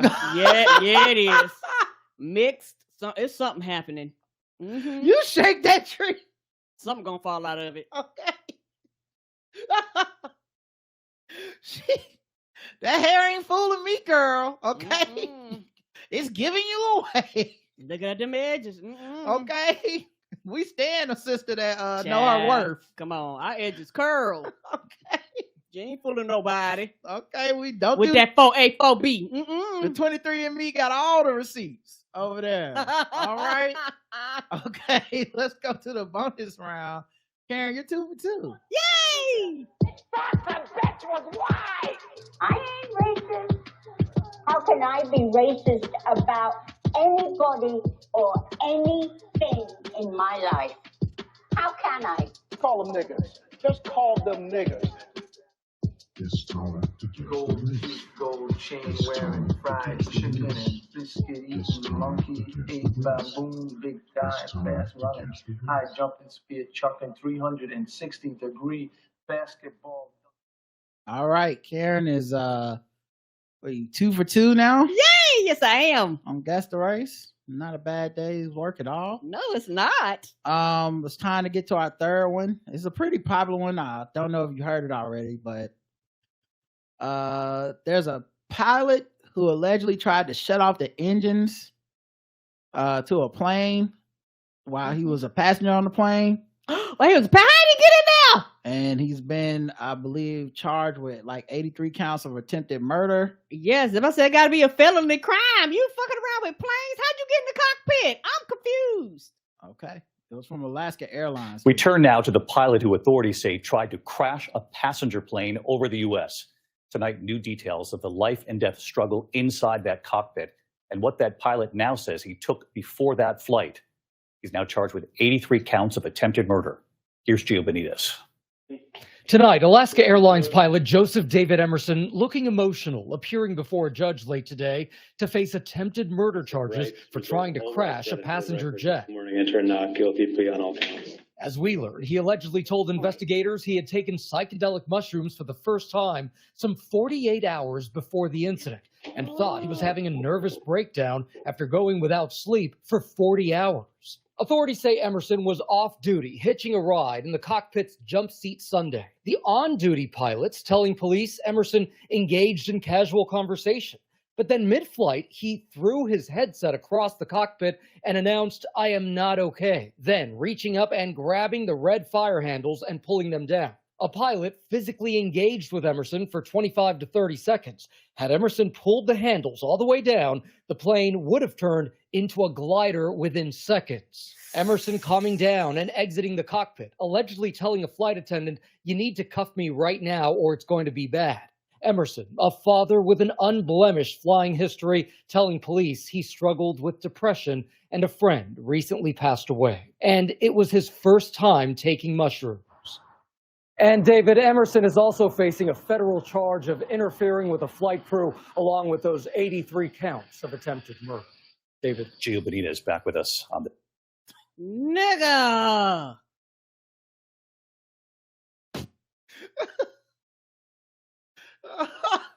I mean, it's terrible, obviously, but oh my God, what? Child, you ain't got to worry about me doing nobody's mushrooms and make you do bullshit like that. Mushrooms over there, like. Now, why am I in it? Because mushrooms, I mean, you know, people do mushrooms. They don't all try to crash the plane. Right? Also, like, a lot that I want anyone to, like, take themselves out of here. If they, I loved everything that I heard about Chime. I just didn't know how to. Not that I want anyone to, like, try to take themselves out of here, but can you do it by yourself if you're going to do that? Like, if you make that decision just for you. Just because I took a flight from Washington to San Francisco, I don't want to join you in whatever this is. Ain't that the truth? This is a you situation. You do that. Leave me the fuck alone. I'm depressed. Well, that's too bad for just you. Mm-hmm. Be like, at some point you crossed over to some other shit where you were like, I'm depressed. Now you and your children gotta die. No thanks. This ain't a group project. No, it is not. All right, Karen, guess the race of Joseph Emerson. Right. He got into the cockpit and nobody was like, what you doing in here? Well, he's I guess I didn't know pilots could do that. Me either. You could ride in the front with the other people in the, like, you could do they backseat pilot? Do they be in the back like, hey man, I'll take that turn a little slower? My thing is, even if you are, this is not your flight. The fuck you doing in here, sir? I didn't know this was happening. Now, I mean, you say it like that's what they should say every time, and I'm just wondering how often does this happen that a pilot can be like, I'll just ride with y'all. Yeah, I could. Okay, in that case, I could see it being normal to them not thinking anything about it. Yeah. Did something, they was like, oh, like, is it like, are they there for medical emergencies? Are they there to train? Are they just there because it's a privilege and it doesn't take up a seat, quote unquote, on the plane? Right. Like, how does this work that they can just do that? I didn't even know that was we find out all kinds of shit, and now I'm like, I'm on your side of. Well, that privilege is over. Right. Moving forward, they're gonna be like, if you are not assigned to this plane, get your ass out of here. If you are not assigned and or training, why are you here? Here's the other thing that's gonna freak you out. Thank God it was his day off. Thank God it was his day off, and that he was in the jump seat, and the two pilots that were planning on like actually getting there were working. Because if he would have waited till it was his day to work, he would have just been a pilot in control of the plane. I noticed myself. What exactly is a jump seat? It's just another seat in the back. Okay, you got the two in the front. I'll show you in a second when we look Okay. at the thing. But let's see. Guess the race. The reject Mario Bros doing too much white. Unalive yourself by yourself, sir. Leave us out of it. White. Come on. The mate just finished binging Hijack on Apple TV. White. He was in the wrong state of mind to take a hallucinogen. His friends don't care about him. White. Yeah, from my understanding, I don't know much about these hallucinogens, but from what I learned on Keith and the Girl, you need somebody that's going to be willing to stay there with you 24 hours or 48 hours. You need a guide. You need to drink a lot of water, eat a salad. I don't know all the rules. I know enough to know I should leave the shit alone. Me too. Also, 48 hours prior is too long to have mushrooms in your system. I would know. See, you know. They should have never gave you shrooms black. Okay. Weirdo white. Who's supposed to be hitching a ride to the next job? Okay. Okay, yeah, all right. So most of y'all said white. One person said black. White is what Karen said. You got it right.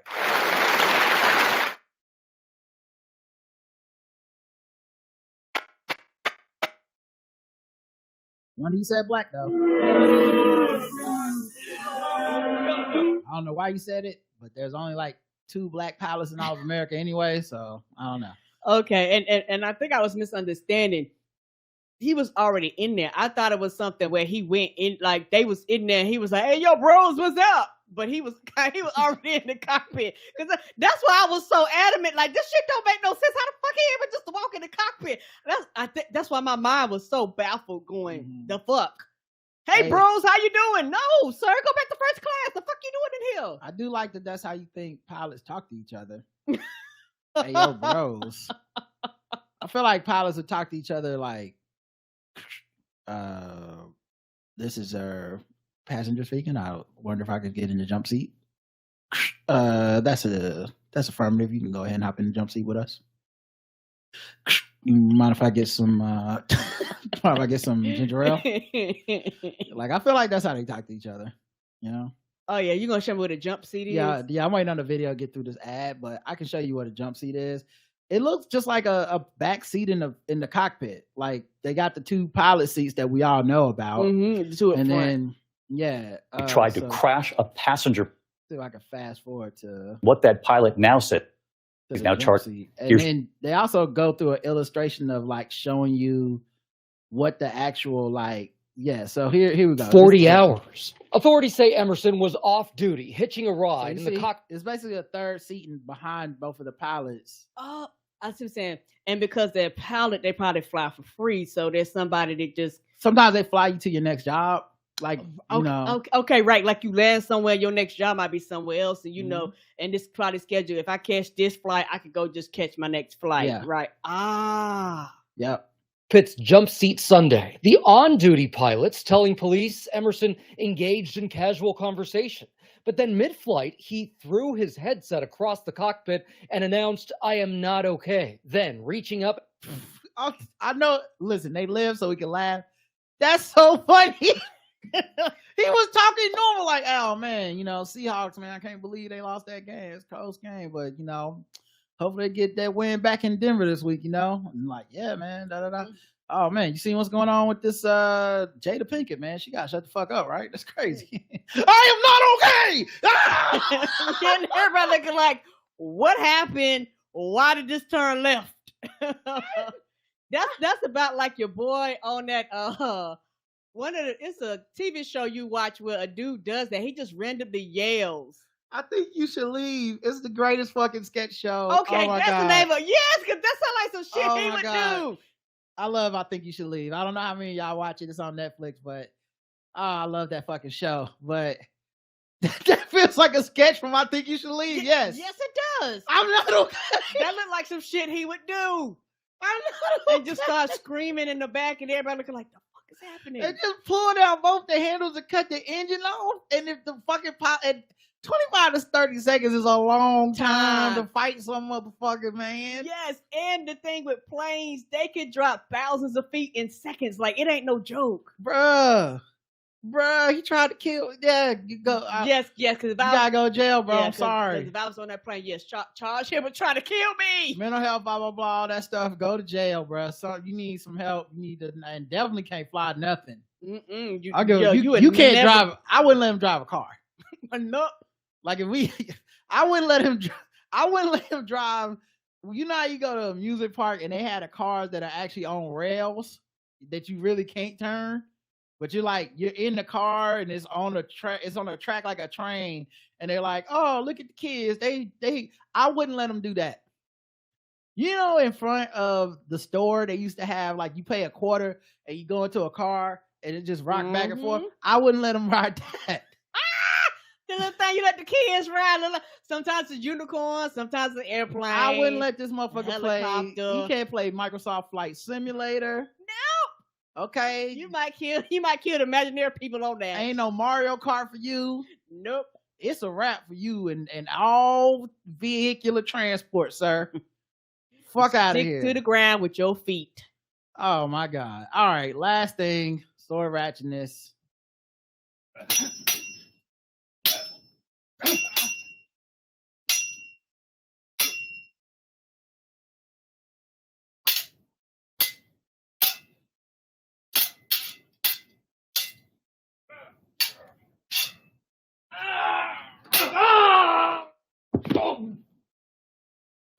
Some said this ain't Spirit Airlines. Everybody's about to be the Spirit on them airlines. On that one, I'm trying to tell you, everybody about to. They'll meet the Holy Spirit on the airline. Everybody about to be ghosts. Right. A man was arrested after barricading himself with a samurai sword in a motel. 33-year-old Lamita man was arrested at a Carlsbad Village motel Sunday after police say he brandished a samurai sword at paramedics responding to an unrelated medical emergency. Oh no! So they came to help somebody else out and he just ripped out a sword. Where the hell? Whoa, where did the sword come from? They tried to make contact with the man. Officers did, later identified as Elliot Rock, through the door of his motel room where he allegedly threatened to kill them while holding a handgun, reported to have been seen through the window of the room. Guns and hand swords, huh? Gun and sword, yeah. Yes. The Matrix. He then barricaded himself inside the motel room for several hours. They negotiated with him, and ultimately they did make cell phone contact with him. He exited the room at 2:36 that afternoon and was safely taken into custody. After a thorough search of the room, authorities found a samurai sword and a semi-automatic handgun.